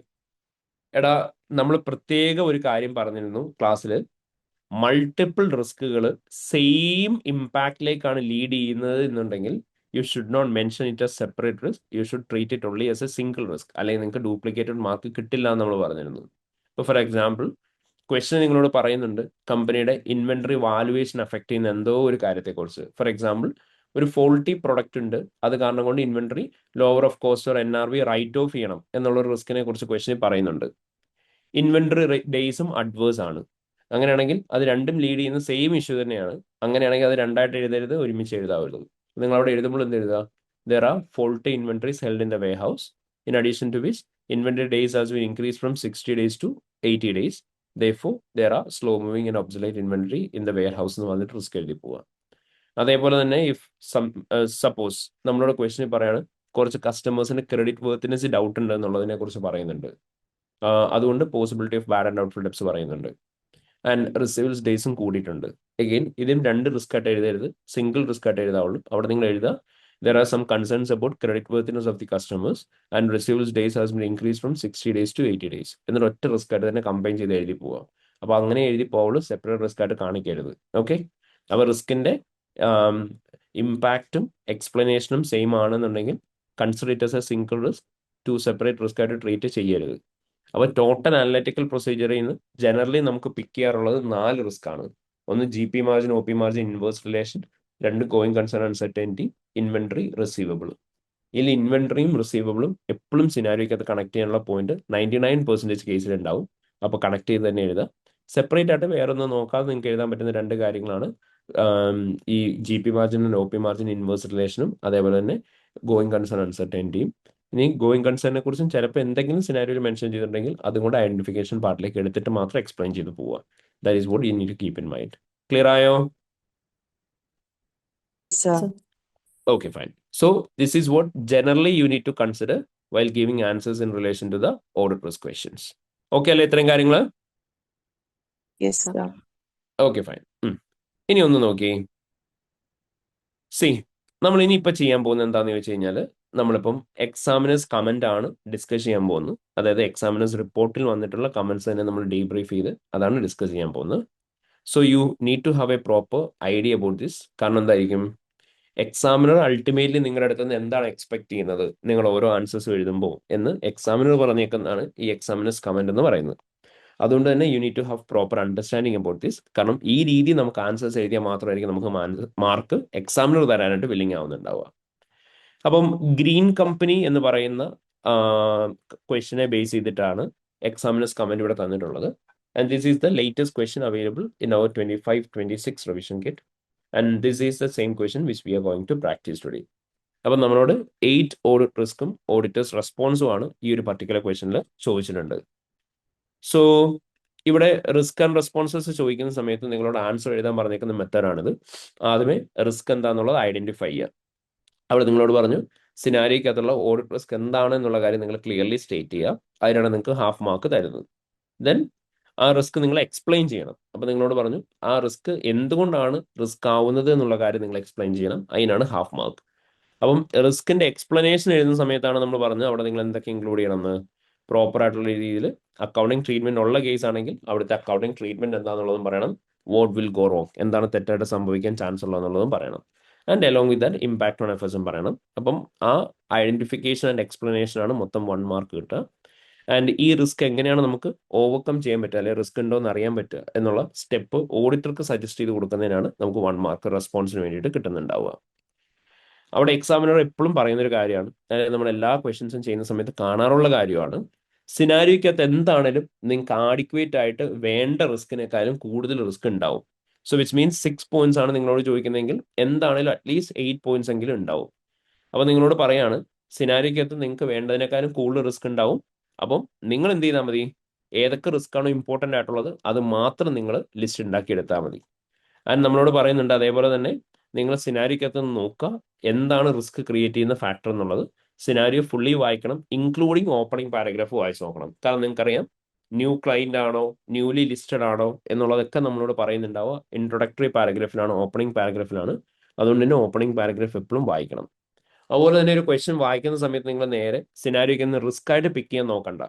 സിനാരിയോ വായിക്കുക, അവിടെ ശരിക്കും വേണ്ട treatment എന്താണെന്ന് ആലോചിച്ച് നോക്കുക. ഒന്നെങ്കിൽ അവർ ട്രീറ്റ്മെന്റ് ചെയ്തതിനെ കുറിച്ച് പറഞ്ഞിട്ടുണ്ടാവും, അതായിരിക്കും നമ്മൾ റിസ്ക് എന്ന് പറയുന്നത്. അല്ലെങ്കിൽ എന്ത് ചെയ്യുക, എന്താ റിക്വയർഡ് ട്രീറ്റ്മെന്റ് എന്നുള്ള ആലോചിച്ച് നോക്കുക, അതിന് നേരെ ഓപ്പോസിറ്റ് ആണ് നമ്മുടെ റിസ്ക് എന്ന് പറയുന്നത്. ഓക്കെ, അപ്പോൾ നിങ്ങളോട് പറഞ്ഞിട്ടുണ്ട് റിസ്ക് എപ്പോഴും എന്ത് ചെയ്യുക, ഐഡന്റിഫൈ ചെയ്യുന്ന സമയത്ത് തന്നെ നിങ്ങളുടെ ഹൈലൈറ്റ് ടൂൾ യൂസ് ചെയ്യുക. അപ്പോൾ തന്നെ അവിടെ 8 സ്ട്രോങ് റിസ്ക് ആണ് ചോദിക്കുന്നതെന്നുണ്ടെങ്കിൽ ഇപ്പോൾ ഈ ക്വസ്റ്റ്യനാണ് 8 റിസ്ക് ആയത് ചോദിച്ചിട്ടുണ്ടായിരുന്നു. ആ റിസ്ക് അപ്പം തന്നെ റെലവെന്റ് ആയിട്ടുള്ളത് ഹൈലൈറ്റ് ചെയ്ത് വെക്കുക. എന്നിട്ട് നിങ്ങൾ എന്ത് ചെയ്യുക, ആ സെലക്ടഡ് പോയിന്റ് ആൻസർ ആയിട്ട് ഡ്രാഫ്റ്റ് ചെയ്ത് എഴുതി പോവുക. ഓക്കെ, ഇനി ഇവിടെ നോക്കി, നിങ്ങളോട് ഏറ്റവും ഇമ്പോർട്ടൻ്റ്ലി പറയുന്നൊരു കാര്യമാണ്, ഫസ്റ്റ് ഡേ ഓഫ് ദി ക്ലാസ്സിൽ നമ്മൾ ക്ലാസ്സിൽ ഡിസ്കസ് ചെയ്തിട്ടുണ്ടായിരുന്ന കാര്യമായിരുന്നു. AA എന്ന് പറയുന്ന പ്രോപ്പർലി ചെയ്യണമെന്നുണ്ടെങ്കിൽ you must have properly learn the paper FR. So financial reporting properly അറിയാമെന്നുണ്ടെങ്കിൽ മാത്രമേ നമുക്ക് ഓഡിറ്റ് റിസ്ക് പോലൊരു ക്വസ്റ്റ്യൻ AA എഴുതാൻ പറ്റുള്ളൂ. അപ്പം അതിന് വേണ്ടിയിട്ടായിരുന്നു നമ്മൾ ആദ്യം തന്നെ നമ്മൾ ഓഡിറ്റ് റിസ്കിൻ്റെ ഏരിയാസ് ഡിസ്കസ് ചെയ്യുന്നതിൻ്റെ കൂട്ടത്തിൽ തന്നെ സ്റ്റാൻഡേർഡ്സും ഡിസ്കസ് ചെയ്ത് പോയത്. അല്ലെങ്കിൽ സെപ്പറേറ്റ്ലി നമ്മൾ FRൻ്റെ തന്നെ സെഷൻസ് അറേഞ്ച് ചെയ്തിട്ടുണ്ടായിരുന്നു, അതിന് വേണ്ടിയിട്ടായിരുന്നു. അപ്പോൾ ഇപ്പോൾ ആരെങ്കിലും FRൻ്റെതായിട്ടുള്ള റിവിഷൻ സെഷൻ AA വേണ്ടിയിട്ടുള്ളത് അറ്റൻഡ് ചെയ്തിട്ടില്ല എന്നുണ്ടെങ്കിലോ, അല്ലെങ്കിൽ ഇപ്പം നമ്മുടെ സെഷൻ അറ്റൻഡ് ചെയ്തിട്ടില്ല എന്നുണ്ടെങ്കിലോ, പ്രോപ്പർലി ഇതിന് FRൻ്റെ സ്റ്റാൻഡേർഡ്സ് ഒന്ന് ക്വിക്ലി റിവൈസ് ചെയ്യുക. കാരണം ഭയങ്കര ഇമ്പോർട്ടൻ്റ് ആണ്. ട്രീറ്റ്മെന്റ് അറിയില്ല എന്ന് പറഞ്ഞാൽ നമുക്ക് റിസ്ക് പ്രോപ്പർലി പിക്ക് ചെയ്യാൻ പറ്റില്ല. അപ്പോൾ ഈ ഒരു പർട്ടിക്കുലർ ക്വസ്റ്റിൻ്റെ തന്നെ PPയുടെ ട്രീറ്റ്മെന്റ് ഉണ്ട്, ഇൻടാഞ്ചിബിൾ അസറ്റിന്റെ ട്രീറ്റ്മെന്റ് ഉണ്ട്, പ്രൊവിഷന്റെ ട്രീറ്റ്മെന്റ് ഉണ്ട്, ഇൻവെന്ററി ട്രീറ്റ്മെന്റ് ഉണ്ട്. അപ്പോൾ അതിന്റെ ഏതൊക്കെ സ്റ്റാൻഡേർഡ്സ് ആയി? PPയുടെ ട്രീറ്റ്മെന്റ് എന്ന് പറയുമ്പോൾ IAS 16 ആയി, IAS 38 വന്നിട്ടുണ്ട്, IAS 37 വന്നിട്ടുണ്ട്, IAS 2 വന്നിട്ടുണ്ട്. അപ്പോൾ അതുകൊണ്ട് പറഞ്ഞത് റെലവെന്റ് റിസ്ക്കും റെസ്പോൺസും പിക്ക് ചെയ്യണേ നമുക്ക് ഇമ്പോർട്ടൻ്റ്ലി FR അറിഞ്ഞിരിക്കണം. അപ്പോൾ അത് പ്രോപ്പർലി റിവൈസ് ചെയ്യാം. ഇനി രണ്ടാമത് പറഞ്ഞേക്കുന്ന കാര്യമാണ് അനലിറ്റിക്കൽ പ്രൊസീജിയേഴ്സ്. റിസ്കിന്റെ ക്വസ്റ്റ്യൻസ് ടാക്കിൾ ചെയ്യുന്ന സമയത്ത് നിങ്ങൾക്ക് ഒന്നെങ്കിൽ റേഷ്യോസ് അവർ തന്നെ കാൽക്കുലേറ്റ് ചെയ്ത് തന്നിട്ടുണ്ടാവും, അല്ലെങ്കിൽ നിങ്ങളോട് കാൽക്കുലേറ്റ് ചെയ്യാൻ പറയുന്നുണ്ടാവും. അപ്പോൾ അവിടെ നിങ്ങളോട് പ്രത്യേകം പറയേണ്ട ഒരു കാര്യമാണിത്. കുറച്ച് മുന്നേ നമ്മൾ ഡിസ്കസ് ചെയ്ത് തന്നെ കാൻഡിഡേറ്റ് ഇമ്പോർട്ടൻ്റ്ലി നോട്ട് ചെയ്യേണ്ട ഒരു കാര്യം എന്താണെന്ന് ചോദിച്ചു കഴിഞ്ഞാൽ, 2 കാര്യങ്ങൾ സെയിം റിസ്കിലേക്ക് തന്നെയാണ് ലീഡ് ചെയ്യുന്നതെന്നുണ്ടെങ്കിൽ ഫസ്റ്റ് എഴുതിയ റിസ്കിന് മാത്രമേ മാർക്ക് കിട്ടുള്ളൂ, രണ്ടാമത് എഴുതിയതിന് മാർക്ക് കിട്ടില്ല, 1 സ്കോർ മാത്രമേ കിട്ടുള്ളൂ. അതുകൊണ്ട് തന്നെ സെയിം റിസ്ക് ആൻഡ് റെസ്പോൺസ് ആണ് റിപ്പീറ്റ് ചെയ്ത് എഴുതരുത്. നിങ്ങൾ നോക്കുക സെയിം റിസ്ക് ആൻഡ് റെസ്പോൺസ് ആണെന്ന്, ആണെങ്കിൽ ഒറ്റ പ്രാവശ്യം മാത്രമേ എഴുതുക. അതേപോലെ തന്നെ എക്സ്പ്ലനേഷൻ കൊടുക്കുന്ന സമയത്ത് നിങ്ങളോട് പറഞ്ഞേക്കാണ്, നോക്കിയേ, candidate need to state specific area of the financial statements impacted with the assertion. with reference to understatement or overstatement or misstatement, or with reference to inherent control or detection risk. Misstatement will only be awarded if it is clear balance could be either be under or overstated. നിങ്ങളോട് പറയാണ്, ഇപ്പോൾ നിങ്ങൾ എപ്പോഴും answers എഴുതുന്ന സമയത്ത് specific ആയിട്ടുള്ള impact തന്നെ എഴുതണം. അതായത് ബാലൻസ് അണ്ടർസ്റ്റേറ്റഡ് ആയോ ഓവർ സ്റ്റേറ്റഡ് ആയോ എന്നുള്ളതിനെ എഴുതുക. അല്ലെങ്കിൽ അവരുടെ ഇൻഹെറന്റ് റിസ്ക് ആണോ കൺട്രോൾ റിസ്ക് ആണോ ഡിറ്റക്ഷൻ റിസ്ക് ആണോ എന്താണ് സ്പെസിഫിക് റിസ്ക് പറയേണ്ട ആവശ്യമുണ്ടെങ്കിൽ അത് പറയാം. ഈ മിസ്സ്റ്റേറ്റ്മെന്റ് അത് മാത്രം ജനറൽ ആയിട്ട് എഴുതി വെക്കരുത്. ആൻഡ് എഴുതി വെക്കാൻ പറ്റുന്ന സാഹചര്യം എന്ന് പറഞ്ഞാൽ എന്താ, നമുക്ക് ക്ലിയർലി ഡിസ്റ്റിങ്വിഷ് ചെയ്യാൻ പറ്റില്ല അണ്ടർസ്റ്റേറ്റ്മെന്റ് അല്ലെങ്കിൽ ഓവർ സ്റ്റേറ്റ്മെന്റ് ആണെന്നുള്ളത്. ബോത്ത് രീതിയിലും ഇഷ്യൂസ് വരാം. അങ്ങനെയുള്ള സാഹചര്യത്തിൽ മാത്രമേ മിസ്സ്റ്റേറ്റ്മെന്റ് എന്നുള്ള രീതിയിൽ പറയാവുള്ളൂ. അല്ലെങ്കിൽ സ്പെസിഫിക് ആയിട്ട് ഏത് ഏരിയയിലാണ് അക്കൗണ്ട്സിന് സ്ട്രൈക്ക് ചെയ്യുന്നത് അത് തന്നെ പറയാനായിട്ട് നോക്കുക. അത് നിങ്ങളോട് പറഞ്ഞിട്ടുണ്ട് അവിടെ സ്പെസിഫിക് ആയിട്ടുള്ള ഏരിയ ഏതാണോ അത് തന്നെയും പറയാൻ നോക്കുക. അതായത് ഇവിടെ പറഞ്ഞേക്കാൻ നോക്കി, ഇപ്പം നമ്മളോട് പറയാണ് ഇപ്പൊ പി ആയിട്ട് റിലേറ്റ് ചെയ്തിട്ടുള്ള ഒരു കേസ് പറയാം. അങ്ങനെയാണെങ്കിൽ ജനറൽ ആയിട്ട് asset could be overstated അല്ലെങ്കിൽ non current asset could be overstated എന്ന് പറഞ്ഞു വെക്കരുത്. പകരം എന്തിനെ പറയാം, P will be overstated എന്നുള്ളത് തന്നെ പറയാം. ഓക്കെ. ഇനി ഇമ്പോർട്ടൻ്റ് ആയിട്ട് അവർ നമ്മളോട് പറയുന്ന ഒരു കാര്യമാണ്, ചില സിറ്റുവേഷൻസിൽ ഇൻകറക്റ്റ് ആയിട്ടുള്ള എക്സ്പ്ലനേഷൻ ആയിരിക്കും സ്റ്റുഡൻസ് കൊടുക്കുന്നുണ്ടാവുക. ഇൻകറക്റ്റ് എക്സ്പ്ലനേഷൻ കൊടുത്തു കഴിഞ്ഞു കഴിഞ്ഞാൽ നിങ്ങൾക്ക് മാർക്ക് കിട്ടില്ല എന്നവിടെ പറയാം. അവിടെ ഒരു എക്സാമ്പിൾ ആയിട്ട് പറഞ്ഞേക്കുന്നതാണ്. ഇപ്പം നമ്മളിപ്പോൾ ചെയ്യാൻ പോകുന്ന ക്വസ്റ്റിൻ്റെ അകത്ത് may be advertising expenditure capitalise ചെയ്തതിനെ കുറിച്ച് പറയുന്നുണ്ട്. അഡ്വർടൈസിങ് എക്സ്പെൻഡിച്ചർ നമുക്ക് ക്യാപിറ്റലൈസ് ചെയ്യാൻ പറ്റുമോ? ഇല്ല. ഇല്ല. അഡ്വർടൈസിങ് എക്സ്പെൻഡിച്ചർ ഇൻടാഞ്ചിബിൾ അസറ്റിന്റെ ക്രൈറ്റീരിയ മീറ്റ് ചെയ്യുമോ? ഇല്ല. ഇല്ല. അത് നമ്മൾ എന്ത് ചെയ്യണം, എക്സ്പെൻസ് ആയിട്ട് P&L ട്രീറ്റ് ചെയ്യണം. അപ്പൊ അവിടുത്തെ ഇഷ്യൂ എന്ന് പറയുന്നത് ശരിക്കും എന്താ, അഡ്വർടൈസിങ് എക്സ്പെൻഡിച്ചറിനെ ക്യാപിറ്റലൈസ് ചെയ്തു എന്നുള്ളതല്ലേ അവിടുത്തെ ഇഷ്യൂ അല്ലേ? അപ്പം നമ്മളോട് ഇവിടെ പറയാണ് ഈ അറ്റംപ്റ്റ് പക്ഷെ പല കുട്ടികളും ചെയ്തേക്കുന്നത് എന്താ, അഡ്വർടൈസിങ് എക്സ്പെൻഡിച്ചർ ക്യാപിറ്റലൈസ് ചെയ്തു എന്ന് എക്സാമിനർ പറഞ്ഞു. അപ്പൊ സ്റ്റുഡൻസ് അവിടെ എഴുതിയേക്കാണ് അങ്ങനെയാണെങ്കിൽ അത് അവൈലബിൾ ഫോർ യൂസ് ആവുന്ന അന്ന് തൊട്ട് അമോർട്ടൈസ് ചെയ്യണം എന്ന്. മാർക്ക് കിട്ടുമോ നമുക്ക്? ഇല്ല. അതാ പറഞ്ഞേക്കുന്നത്. കണ്ടോ, നമ്മളോട് ചോദിച്ചേക്കുന്ന അഡ്വർടൈസിങ് എക്സ്പെൻഡിച്ചർ ക്യാപിറ്റലൈസ് ചെയ്തു എന്നാണ്. അപ്പൊ നമുക്ക് FRലത്തുള്ള നോളജ് വേണം, അത് വെച്ച് നമ്മൾ പറയണം അഡ്വർടൈസിങ് എക്സ്പെൻഡിച്ചർ ക്യാപിറ്റലൈസ് ചെയ്യാൻ പാടില്ല എന്ന്. പക്ഷെ പാർഷ്യലി ഉള്ള നോളജ് വെച്ച് നമ്മൾ പറയാണ് ക്യാപിറ്റലൈസ് ചെയ്ത് അവിടെ നിന്നിട്ട് അമോർട്ടൈസ് ചെയ്യണം എന്ന്. ബട്ട് അതിന് മാർക്ക് കിട്ടില്ല എന്നാണ് എക്സാമിനർ പറയുന്നത്. ഇൻകറക്റ്റ് ട്രീറ്റ്മെന്റ് എഴുതിയാൽ നിങ്ങൾക്ക് മാർക്ക് കിട്ടില്ല. രണ്ടാമതായിട്ട് നിങ്ങളോട് പറയാണ് അവിടെ ഒരു ന്യൂ ലോൺ എടുത്തതിനെ കുറിച്ച് പറയുന്നുണ്ട് സിനാരിയോക്കകത്ത്. ഓക്കെ, അവരുടെ ഒരു റിസർച്ച് ആൻഡ് ഡെവലപ്മെന്റിന് വേണ്ടിയിട്ടാണെന്ന് വെച്ചു. അങ്ങനെയാണ് അത് ഫണ്ട് ചെയ്യാൻ വേണ്ടിയിട്ട് ഒരു പുതിയ ലോൺ എടുത്തതിനെ കുറിച്ച് പറയുന്നുണ്ട്. അപ്പൊ ഒരു ന്യൂ ലോൺ എടുത്തു എന്ന് പറയുന്ന സമയത്ത് നമ്മൾ അവിടെ പറയേണ്ട റിസ്ക് എന്താ? ജനറലി കറന്റും നോൺ കറന്റ് ലയബിലിറ്റി തമ്മിൽ കറക്റ്റ് ആയിട്ട് നമ്മൾ സ്പ്ലിറ്റ് ചെയ്യുന്നുണ്ടാവണം എന്നുള്ള റിസ്ക് നമുക്ക് പറയാം. പിന്നെ രണ്ടാമതായിട്ട് നമുക്ക് പറയാൻ പറ്റുന്ന റിസ്ക് എന്താ, ന്യൂ ലോണുമായിട്ട് റിലേറ്റ് ചെയ്തുള്ള ഇൻട്രസ്റ്റ് എക്സ്പെൻസ് നമ്മൾ എന്ത് ചെയ്യണം, ഫിനാൻസ് കോസ്റ്റ് കാണിക്കണം. അത് കാണിച്ചിട്ടുണ്ടാവില്ല, due to which finance expense will be understated and profit will be overstated എന്നുള്ള റിസ്ക് നമുക്ക് പറയാം. പക്ഷെ എക്സാമ്പിൾ പറയുകയാണെങ്കിൽ ചില കുട്ടികൾ അസ്യൂം ചെയ്ത് അവിടെ പറഞ്ഞേക്കാണ് അവിടെ കമ്പനി പുതിയ ലോൺ എടുത്തതിന് കാരണം എന്തായിരിക്കും, company going concern related uncertainty face ചെയ്യുന്നുണ്ടാവും, ഗോയിങ് കൺസേൺ റിസ്ക് ഉണ്ടാവും എന്നുള്ളതാണ് പറഞ്ഞേക്കുന്നത്. അങ്ങനെ സിനാരിക്ക് അത് പറയാൻ നമുക്ക് അസ്യൂം ചെയ്യാൻ പറ്റുമോ? ഇല്ല. അതാ പറഞ്ഞേക്കുന്നത്. അങ്ങനത്തെ സിറ്റുവേഷനിൽ നോ ക്രെഡിറ്റ് വാസ് അവോർഡഡ്, അവർ മാർക്ക് കൊടുക്കൂല. അപ്പൊ സിനാരിക്ക് അത് പറഞ്ഞേക്കുന്ന ഡേറ്റ വെച്ച് തന്നെ ആൻസർ എഴുതിയാലേ മാർക്ക് തരുള്ളൂ. ജനറൽ റിസ്കോ അസ്യൂംഡ് റിസ്കോ എഴുതിയാൽ മാർക്ക് തരില്ല. ക്ലിയർ ആയോ? ഓക്കെ. ഇനി റെസ്പോൺസ് എഴുതുന്നതിനെ കുറിച്ചാണ് പറഞ്ഞേക്കുന്നത്. അവിടെ നിങ്ങളോട് പറയാണ് റിസ്ക് ഐഡന്റിഫൈ ചെയ്ത് എക്സ്പ്ലെയിൻ ചെയ്ത് കഴിഞ്ഞാൽ നെക്സ്റ്റ് സ്റ്റെപ്പ് എന്ന് പറയുന്നത് എന്താ, റെസ്പോൺസ് കൊടുക്കുക എന്നുള്ളതാണ്. റെസ്പോൺസ് എപ്പോഴും പ്രാക്ടിക്കൽ ആയിട്ടുള്ള റെസ്പോൺസ് തന്നെ കൊടുക്കണം, ആ കോൺടാക്സിനെ ബേസ് ചെയ്തിട്ടുള്ളത് തന്നെ കൊടുക്കണം. അവിടെ നിങ്ങളോട് പറയാണ് മോസ്റ്റ് ഇമ്പോർട്ടൻ്റ്ലി നിങ്ങൾ ശ്രദ്ധിക്കേണ്ടത് ഓഡിറ്റർ എടുക്കേണ്ട റെസ്പോൺസിനെ കുറിച്ചാണ് പറയേണ്ടത്, മാനേജ്മെന്റ് എന്ത് ചെയ്യണം എന്നുള്ളതല്ല പറയേണ്ടത്. ഓക്കെ, അപ്പോൾ ഓഡിറ്റർ എന്താണ് ചെയ്യേണ്ടതെന്നുള്ളത് വേണം നമ്മളവിടെ പറയാൻ. ഇപ്പോൾ ഫോർ എക്സാമ്പിൾ ഇവിടെ പറഞ്ഞേക്കുന്നത് നോക്കി, ഇപ്പൊ നിങ്ങളോട് പറയാണ് കമ്പനിയുടെ റിസീവബിൾസ് കളക്ഷൻ പീരീഡ് കൂടിയെന്ന്. അപ്പം റിസീവബിൾസ് കളക്ഷൻ പീരീഡ് കൂടി എന്ന് പറയുമ്പോൾ അവിടെ ഒരു പുതിയ ക്രെഡിറ്റ് കൺട്രോളർ റിക്രൂട്ട് ചെയ്യാനാണോ നമ്മൾ പറയേണ്ടത്? അല്ല. പകരം എന്താ, അവിടെ നമ്മൾ post year cash receipt testing നടത്തിയിട്ട് അവിടെ എന്തെങ്കിലും ഔട്ട്സ്റ്റാൻഡിംഗ് ബാലൻസ് കിട്ടാനുള്ളത് കിട്ടാതിരുന്നിട്ടുണ്ടോ എന്നുള്ളതാണ് നമ്മൾ അറിയേണ്ടത്. അല്ലെങ്കിൽ ഓൾഡ് റിസീവബിൾസ് ലെഡ്ജർ എടുത്തിട്ട് അവിടെ ഔട്ട്സ്റ്റാൻഡിംഗ് ബാലൻസസ് എത്ര നാളായിട്ട് ഡ്യൂ നിൽക്കുന്നു, അത് ബാഡപ്റ്റഡ് ആവാനുള്ള ചാൻസ് ഉണ്ടോ എന്നുള്ളതാണ് നമ്മൾ നോക്കേണ്ടത്. അപ്പൊ അത് നമ്മൾ പറഞ്ഞ് റിക്രൂട്ട് റീപ്ലേസ്മെന്റ് ക്രെഡിറ്റ് കൺട്രോൾ എന്നൊക്കെ നമ്മൾ പറയാറുള്ള എവിടെയാ, ഇന്റേണൽ കൺട്രോളിന്റെ ഡെഫിഷ്യൻസി ചോദിക്കുമ്പോൾ അതിന് റെക്കമെൻഡേഷൻ ആയിട്ടാണ് നമ്മൾ കൊടുക്കൽ. അപ്പം അങ്ങനെ ചെയ്യാൻ പാടില്ല. എപ്പോഴും നിങ്ങൾ എന്ത് ചെയ്യുക, ഓഡിറ്റർ എടുക്കേണ്ട റെസ്പോൺസ് തന്നെ പറയാം, മാനേജ്മെന്റ് ആക്ഷൻ കൊണ്ടുപോയി എഴുതി വെക്കരുത്, നമുക്ക് മാർക്ക് കിട്ടില്ല. അത് നമ്മളോട് പറഞ്ഞിട്ടുണ്ട് പ്രത്യേകം, റെസ്പോൺസ് എപ്പോഴും പ്രൊസീജിയർ ആയിട്ട് തന്നെ എഴുതണം എന്ന് യാതൊരു നിർബന്ധമില്ല. പകരം എന്ത് ചെയ്താൽ മതി, ഓഡിറ്റർ ഈ ഒരു പറയുന്ന റിസ്ക് എന്താണ്, അതിനെ എങ്ങനെ അഡ്രസ് ചെയ്യണം എന്നുള്ള എക്സ്പ്ലെയിൻ ചെയ്താൽ മാത്രം മതി, you will get the mark. അതുപോലെ തന്നെ ഒരിക്കലും റെസ്പോൺസസ് വളരെ ബ്രീഫായിട്ട് എഴുതി വെക്കരുത്. ഫോർ എക്സാമ്പിൾ, നിങ്ങൾ എഴുതി വെക്കാണ് ഒരു പ്രൊവിഷൻ ക്രിയേറ്റ് ചെയ്യാനുള്ള കേസിനെ കുറിച്ച് പറഞ്ഞിട്ടുണ്ട്. നിങ്ങൾ റിസ്ക് പറഞ്ഞ് അവർ ക്രിയേറ്റ് ചെയ്തിട്ടുണ്ടാവില്ല എന്നുള്ളത്. റെസ്പോൺസ് ആയിട്ട് ഡിസ്കസ് വിത്ത് മാനേജ്മെന്റ് എന്ന് മാത്രം പറഞ്ഞ മാർക്ക് കിട്ടുമോ? ഇല്ല. അവിടെ നിങ്ങൾ എന്താ ഡിസ്കസ് ചെയ്യേണ്ടതെന്നുള്ളതും പറയണം, എന്തിനു വേണ്ടിയിട്ടാണ് ഡിസ്കസ് ചെയ്യേണ്ടതെന്നുള്ളതും പറയണം. Okay.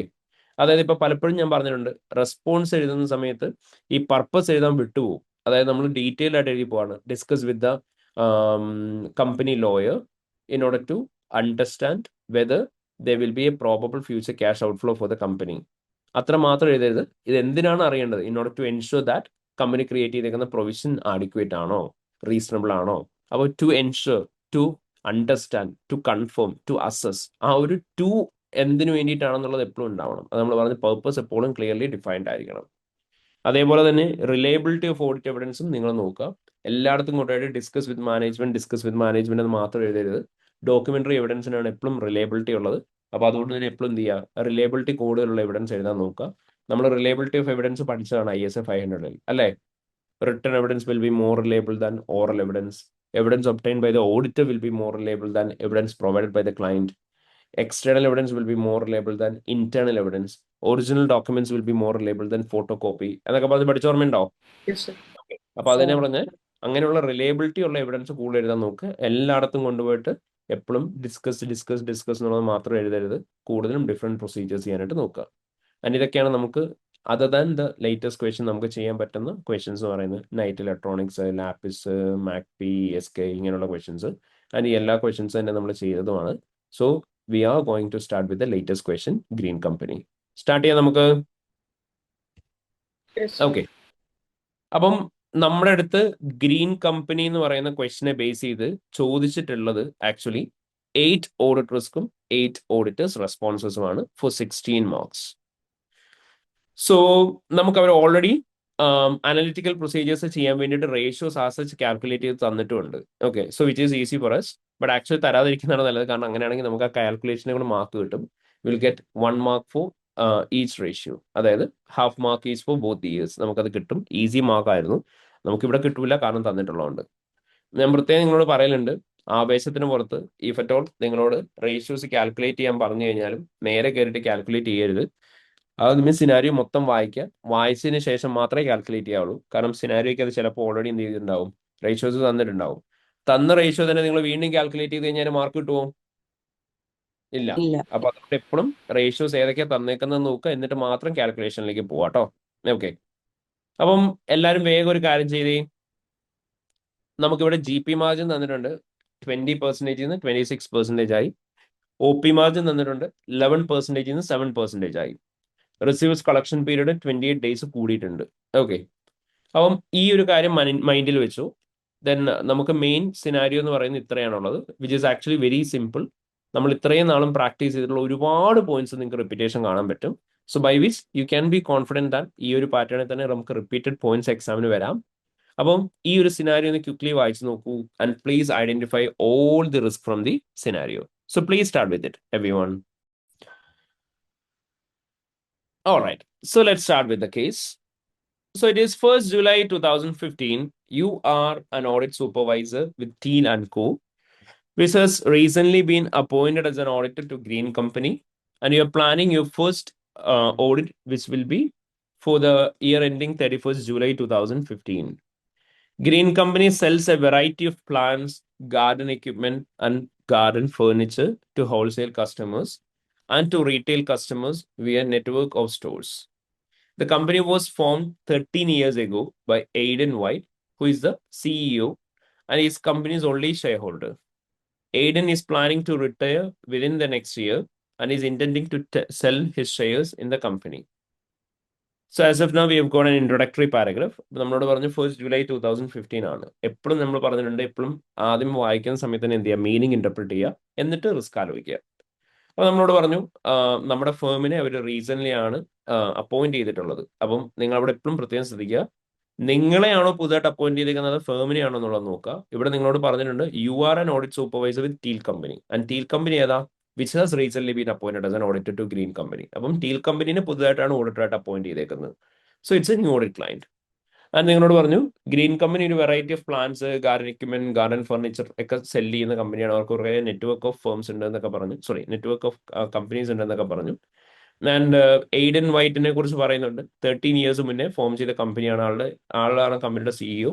And he is the only shareholder and he is planning to sell his shares in to the market within 1 year. As of now നമുക്ക് പിക്ക് ചെയ്യാൻ പറ്റുന്ന റിസ്കുകൾ എന്തൊക്കെയായിരിക്കും? ന്യൂ ക്ലയന്റ് ആണ്, ന്യൂ യെസ്, ഓഡിറ്റ് ക്ലയന്റ് ആണ്. It's a new audit client. അപ്പം നമ്മൾ new audit client ആണ് ഫസ്റ്റ് ഇയർ ഓഡിറ്റ് പ്ലാനിങ്ങിന്റെ സമയത്ത് പറയാനുള്ള റിസ്ക് എന്താ? Detection risk. ഫെമിലിയർ ഡിറ്റക്ഷൻ ആയിരിക്കും റിസ്ക് ആണ്. എന്ത് കാരണം കൊണ്ടാണ് ഡിറ്റക്ഷൻ റിസ്ക് വരിക? അൺഫെമിലിയർ ആയിരിക്കും Unfamiliar accounting with policy. ക്ലയന്റിന്റെ policies അക്കൗണ്ടിങ് and account പോളിസീസും balance. ട്രാൻസാക്ഷനും ബാലൻസസ് ഒക്കെ ആയിട്ട് നമ്മൾ എന്തായിരിക്കും? അൺഫെമിലിയർ ആയിരിക്കും. Unfamiliar. അപ്പൊ നമ്മൾ അൺഫെമിലിയർ ആണ് എന്നുണ്ടെങ്കിൽ എന്തായിരിക്കും അവിടെ സംഭവിക്കുന്നുണ്ടാവുക? നമുക്ക് അതിനെ കുറിച്ച് എന്ത് ചെയ്യാൻ പറ്റില്ല? Sufficient Evidence. Appropriate evidence Sufficient obtain ചെയ്യാൻ appropriate. പറ്റില്ല. അത് കാരണം കൊണ്ട് എന്തുണ്ടാവും? ഡിറ്റക്ഷൻ റിസ്ക് Detection ഉണ്ടാവും. Detection risk risk. ഉണ്ടാവും. That is what we need to explain there. അപ്പൊ നമ്മൾ പറയാം Teal and Co is a new Green Company is a new audit client for Teal and Co. Therefore, the engagement team of Teal and Co will not be familiar with Green Company's accounting policies, transactions, and balances, due to which there can be chances of having detection risk, as the auditor will not be able to obtain sufficient appropriate audit evidence. നമുക്ക് അവിടെ കൊടുക്കാൻ പറ്റുന്ന response എന്തായിരിക്കും? Experienced ആയിട്ടുള്ള audit Experience team അവരതുപോലെ തന്നെ എന്ത് ചെയ്യണം? Sufficient time allocate ചെയ്യണം. എന്തിനു time വേണ്ടിയിട്ട്? allocate ചെയ്യണം. എന്റിറ്റിനെ കുറിച്ച് മനസ്സിലാക്കാനും റിസ്ക് ഓഫ് മിസ്റ്റേക്സ് എന്തൊക്കെയാന്നുള്ളത് കണ്ടുപിടിക്കാനും അല്ലേ? Okay, perfect. അപ്പൊ നമ്മൾ പറയാം Teal and Co should consider using a suitably experienced engagement team, and they should spend sufficient time on understanding about Green Company and assessing the risk of material misstatements. Clear ആയോ? Yes, sir. Okay, fine. പിന്നെ രണ്ടാമത് നമുക്ക് പറയാൻ പറ്റുന്ന risk എന്തായിരിക്കും? Shares cell ചെയ്തു. Shares sell ചെയ്യുന്നു. Aiden എന്ന് പറയുന്ന ആൾ എന്ത് ചെയ്യാൻ പോവാണ്? വിത്തിൻ 1 ഇയറിനുള്ളിൽ ആളുടെ ഷെയർസ് മൊത്തം അവൾ സെല് ചെയ്യാൻ പോവാണ്. ആൻഡ് അവരത് സെല് ചെയ്യുന്ന സമയത്ത് അവിടെയുള്ള പ്രത്യേകത എന്താന്ന് പറഞ്ഞു? He is the only share holder of the company and he is the currently CEO of the company. അപ്പൊ അവിടെ എന്തിനുള്ള പോസിബിലിറ്റിനെ കുറിച്ച് നമുക്ക് പറയാം? Overstating of profit. കമ്പനിയുടെ പ്രോഫിറ്റ് ആള് ഇന്റൻഷനലി ഓവർസ്റ്റേറ്റ് ചെയ്യാനായിട്ടുള്ള ചാൻസ് ഉണ്ട്. ആള് മോട്ടിവേറ്റഡ് ആയിരിക്കും കമ്പനിയുടെ പ്രോഫിറ്റ് ആൻഡ് ഫിനാൻഷ്യൽ പെർഫോമൻസ് ഓവർസ്റ്റേറ്റ് ചെയ്ത് കാണിക്കാൻ. എന്തിനു വേണ്ടിയിട്ടായിരിക്കും? ഹയർ വാല്യൂ ഓഫ് ഷെയർസ് കിട്ടാൻ വേണ്ടിയിട്ട്. അങ്ങനെയാണെന്നുണ്ടെങ്കിൽ കമ്പനിയുടെ പ്രോഫിറ്റ് അസറ്റ് ഒക്കെ എന്താവും? ഓവർസ്റ്റേറ്റഡ് ആവും എന്നുള്ള റിസ്ക് പറയാം. ക്ലിയർ ആയോ? ഓക്കെ, അപ്പൊ നിങ്ങൾ പറയാം Aiden White is planning to sell his shares in the next year. Therefore, there can be chances that since the Aiden is chief executive officer of the company, he might be intentionally overstating the company's financial performance and position to attract potential investors from the market, due to which the company's profit and asset will be overstated. Clear ayo? Yes. Is it clear, everyone? Yes, sir. Okay. And നമുക്ക് എന്താണ് response അവിടെ കൊടുക്കാൻ പറ്റുക? Response Judgments. നമ്മൾ പഠിച്ചുള്ള ഏതെങ്കിലും use ചെയ്യാൻ പറ്റുമോ? പറ്റും. Yes. അത് ഓൾ വേർഡ്സ് എഴുതിയാൽ മതി. നമ്മൾ ആ ബോണസ് കൊടുക്കുന്നു എന്നൊക്കെ പറഞ്ഞ് പഠിച്ച പോയിന്റിലായിരുന്നു, അതിനെ നമുക്ക് യൂസ് ചെയ്തൂടെ? അല്ലേ? നമുക്ക് എന്തിനു പറയാം? Detail review and testing on judgemental decision should be carrying out, including the review of treatment of provision and compare this with the prior year. Also നമുക്ക് എന്ത് നോക്കാൻ വേണമെങ്കിൽ മാനുവൽ അഡ്ജസ്റ്റ്മെന്റ് ഓഫ് ജേർണൽസ് നോക്കാം, എന്തെങ്കിലും മിസ്റ്റേറ്റ്മെന്റ്സ് ഉണ്ടോ എന്ന് അറിയാൻ. ഇനി ഇതിന് പുറമെ സബ്സിക്വന്റ് പോയിന്റ് ആയിട്ട് നിങ്ങൾക്ക് വേണമെങ്കിൽ എന്തുകൊണ്ട് പറയാം? Alert ആവണം. പ്രൊഫഷണൽ സ്കെപ്റ്റിസിസം മെയിൻറ്റെയിൻ ചെയ്യണം, അലേർട്ട് ആയിരിക്കണം എന്നുള്ള പറയാം. അത് പ്രൈമറി പോയിന്റ് ആയിട്ട് എഴുതാൻ പാടുണ്ടോ? ഇല്ല. ഓക്കെ, അത് എപ്പോഴും ഓർത്തോണേ. പ്രൊഫഷണൽ ജഡ്ജ്മെന്റിന് ജനറൽ പോയിന്റ് ആണ് എപ്പോഴും പ്രൈമറി പോയിന്റ് ആയിട്ട് എഴുതി വെക്കരുത്. അത് നിങ്ങൾ ഒരു സെക്കൻഡറി പോയിന്റ് ആയിട്ട് മാത്രമേ എഴുതാവുള്ളൂ. പ്രൈമറി ആയിട്ട് എപ്പോഴും എന്ത് ചെയ്യുക? ഞാൻ പറഞ്ഞിട്ടുണ്ടായിരുന്നു, എപ്പോഴും ഇന്റൻഷണൽ ഓവർ സ്റ്റേറ്റ്മെന്റ് ഉണ്ടാവുന്ന സമയത്ത് എന്ത് ചെയ്യാൻ പറഞ്ഞാൽ മതി? ജഡ്ജ്മെന്റൽ ഏരിയാസ് റിവ്യൂ ചെയ്യാൻ പറയുക, പ്രയർ ഇയർ ആയിട്ട് കമ്പയർ ചെയ്യാൻ പറയുക, അതുപോലെ തന്നെ additionally manual adjustment of journal entries എന്തെങ്കിലും ഉണ്ടോ എന്നുള്ളതും റിവ്യൂ ചെയ്യാൻ പറയുക. ക്ലിയർ ആയോ? സാർ, ഒരു ഡൗട്ട് ചോദിച്ചോട്ടെ. ആടാ. ഇതിന്റെ അകത്ത് സെയിൽസ് കൂട്ടി കാണിക്കാൻ ചാൻസ് ഉണ്ടെന്ന് പറയാൻ പറ്റും? ദാറ്റ് ഇസ് കട്ട് ഓഫ് മാറ്റി കാണിച്ച്. സെയിൽസ് മാത്രത്തിലേക്ക് വരണ്ട. കാരണം എന്താണെന്ന് വെച്ചാൽ അല്ല, ഇതിന്റെ കൂടെ അതിന്റെ കൂടുതൽ കാണിക്കാം. അപ്പൊ പോയിന്റ് ഭയങ്കര ലെങ്തി ആവും. അത്ര എഴുതി പോകേണ്ട ആവശ്യമില്ല സത്യത്തില്. ഓക്കെ. കാരണം എന്താണെന്ന് വെച്ച് കഴിഞ്ഞാൽ ഉണ്ടല്ലോ, ഈ സെയിൽസിന്റെ കട്ട് ഓഫിന്റെ ഇഷ്യൂ പറഞ്ഞു കഴിഞ്ഞാൽ നമ്മൾ കഴിഞ്ഞ ദിവസം ഡിസ്കസ് ചെയ്തില്ലേ? കട്ട് ഓഫറേഴ്സിനെ കുറിച്ച് പറയണമെന്നുണ്ടെങ്കിൽ അതിന്റെ പ്രൊസീജിയറിലും അപ്പം എന്ത് ചെയ്യണം? കട്ട് ഓഫിൽ ഇഷ്യൂസ് ഉണ്ടോ എന്ന് അറിയാൻ കട്ട് ഓഫ് ടെസ്റ്റിംഗ് ചെയ്യാനുള്ളത് പറയേണ്ടി വരും. മനസ്സിലായോ? അതെ. അതേ സ്ഥാനത്ത് Okay. Profit and net assets ആണ് നമ്മൾ പറയുന്നതെന്നുണ്ടെങ്കിൽ എന്ത് ചെയ്യാം, അല്ലെങ്കിൽ ടോട്ടൽ അസറ്റിനെയാണ് പറയുന്നതെന്നുണ്ടെങ്കിൽ ഇപ്പൊ പറഞ്ഞ പോലെ തന്നെ ജഡ്ജ്മെന്റൽ ഏരിയ റിവ്യൂ ചെയ്യാനും അതുപോലെ തന്നെ മാനുവൽ അഡ്ജസ്റ്റ്മെന്റ് ഉണ്ടോ എന്ന് നോക്കാൻ പറഞ്ഞു കഴിഞ്ഞാൽ തന്നെ ഓവറോൾ അത് രണ്ടും കവർ ആയി പോയിക്കോളും. മനസ്സിലായോ? Okay, sir. മനസ്സിലായി. ഉം. അടുത്തത് സാറേ In സാറേ August- ആ ഉള്ളി ഷെയർ ഹോൾഡർ എന്ന് പറഞ്ഞാൽ മാത്രമാണ് ഈ പോയിന്റ് വെക്കാൻ പാടുള്ളൂ. അല്ലടാ, ഡിസ്പോസൽ ഓഫ് ഷെയർസ് ഉള്ള സമയത്ത് പറയാം. നമുക്കെപ്പോഴും എന്താ പറയാൻ പറ്റുക, ഇപ്പം ലോണുമായിട്ട് റിലേറ്റ് ചെയ്തുള്ള കോവനൻസ് ഉണ്ടെന്ന് പറയാണ്, കമ്പനി പുതുതായിട്ട് ലിസ്റ്റിംഗ് ചെയ്യാൻ പോവാണെന്ന് പറയാണ്, അല്ലെങ്കിൽ കമ്പനി ഓൾറെഡി ഉള്ള ഒരു ലോൺ റീനെഗോഷിയേറ്റ് ചെയ്യാൻ പോവാണെന്ന് പറയാണ് ബാങ്കുമായിട്ട്, നമ്മളിപ്പോൾ കണ്ട പോലെ തന്നെ ഷെയർസ് സെല് ചെയ്യാൻ പോവാണെന്ന് പറയാണ്. അവിടെയൊക്കെ എന്തുണ്ടാവും, ഒരു പൊട്ടൻഷ്യൽ ഓവർ സ്റ്റേറ്റ്മെന്റുള്ള ചാൻസ് ഉണ്ടാവും. അല്ലെങ്കിൽ എപ്പോഴും പറയാനുള്ള ബോണസ് പേ ഔട്ടിന്റെ കേസ് പറയുന്നു, അല്ലെങ്കിൽ നമ്മൾ കോവനന്റ് പറഞ്ഞില്ലേ, അങ്ങനെയുള്ള പോയിന്റ്സ് ഒക്കെ പറയുന്നു. അങ്ങനെയുള്ള എല്ലാ സാഹചര്യത്തിലും എന്തുണ്ട്, കമ്പനിയുടെ പെർഫോമൻസ് കൂട്ടിക്കാണിക്കാൻ ചാൻസ് ഉണ്ട്. അവിടെയൊക്കെ നമുക്ക് ഈ പോയിന്റ് ഇൻക്ലൂഡ് ചെയ്യാം. അവിടെ ഒരു അല്ല ഷെയർ ഈ ആണെന്ന് മാത്രം പറയണം നിർബന്ധമില്ല. അല്ല ഇയാളുടെ കയ്യിലല്ലേ ഫുൾ ഷെയർ ഇരിക്കണം, അപ്പൊ അതുകൊണ്ടാണ് പോയിന്റ് വെക്കിയതാണ്, അങ്ങനെയാണോ? അല്ല, പുള്ളിയാണ് സിഇഒ ആൻഡ് പുള്ളി തന്നെയാണ് കമ്പനിയുടെ ഷെയർസ് വിൽക്കാൻ പോകുന്നു. അപ്പോൾ ഓട്ടോമാറ്റിക്കലി അവരെന്തായിരിക്കും, ഇന്റൻഷനലി ഓവർ സ്റ്റേറ്റഡ് ആയിരിക്കും. ഓക്കെ, ആ കേസിൽ നമ്മൾ പറയാം since he is a CEO, അതാണ് നമ്മൾ ഇവിടുത്തെ ഇഷ്യൂ. ഷെയർ ഹോൾഡർ ആണെന്നുള്ളതല്ല ഇഷ്യൂ. മനസ്സിലായോ? ഓക്കെ. ഓക്കെ, സോ ഇപ്പം ആള് ഒരു ഷെയർ ഹോൾഡർ ആണെന്ന് മാത്രം പറഞ്ഞു, he is not having any managerial role. അങ്ങനെയാണെന്നുണ്ടെങ്കിൽ ഈ റിസ്ക് അതേപോലെ തന്നെ കയറി വരുമോ? ഇല്ല. മനസ്സിലായോ? കാരണം പുള്ളിക്ക് കമ്പനിയുടെ കൺട്രോൾ ഇല്ലല്ലോ. അപ്പോൾ ആൾക്ക് ചെയ്യാൻ പറ്റും എന്നുള്ളത് പറഞ്ഞാൽ മാത്രമേ വരുള്ളൂ. അല്ലെ നിങ്ങളോട് ഇങ്ങനെ പറയണം വീക്ക് കോർപ്പറേറ്റ് ഗവർണൻസ് ആണ്, ഉള്ളി ഷെയർ ഹോൾഡർ ആണെന്ന് പറയണം. അപ്പം നമുക്ക് പറയാം വീക്ക് ഷെയർ ഹോൾഡർ ആണെന്ന്, വീക്ക് കോർപ്പറേറ്റ് ഗവർണൻസ് ആണെങ്കിൽ എന്ത് ചെയ്യാൻ പറ്റും, ബോർഡിനെ ഇൻഫ്ലുവൻസ് ചെയ്യാൻ പറ്റും എന്നുള്ള രീതിയിൽ പറയാം. ബട്ട് ഇവിടെ ആൾ തന്നെയാണ് സിഇഒ, ആൾ തന്നെയാണ് ഷെയർ ഹോൾഡർ, അതുകൊണ്ട് നമുക്ക് ഡയറക്ട്ലി ആ റിസ്ക് കയറി പറയാൻ പറ്റും. ഓക്കെ, മൈനോറിറ്റി ഷെയർ ഉള്ളെങ്കിലോ, കുറച്ച് ഷെയർ ഉള്ളെങ്കിലോ? എടാ കുറച്ച് ഷെയറേ ഉള്ളൂ, പക്ഷേ സിഇഒ റോളിലല്ല എന്നുണ്ടെങ്കിൽ നമുക്ക് പറയാൻ പറ്റില്ല. മനസ്സിലായോ? ഓക്കെ. ഇനി in October 2014, the company began to refurbish the retail stores in order to incorporate cafes into each one. Refurbishment cost 14.2 million were recognized within PPE, and this was partially financed by loan of 10 million, which is to be repaid in 5 annual installments commencing in September 2015. In November 2014, Green Company spent $400,000 on advertising campaign, and cafes were opened in December 2014.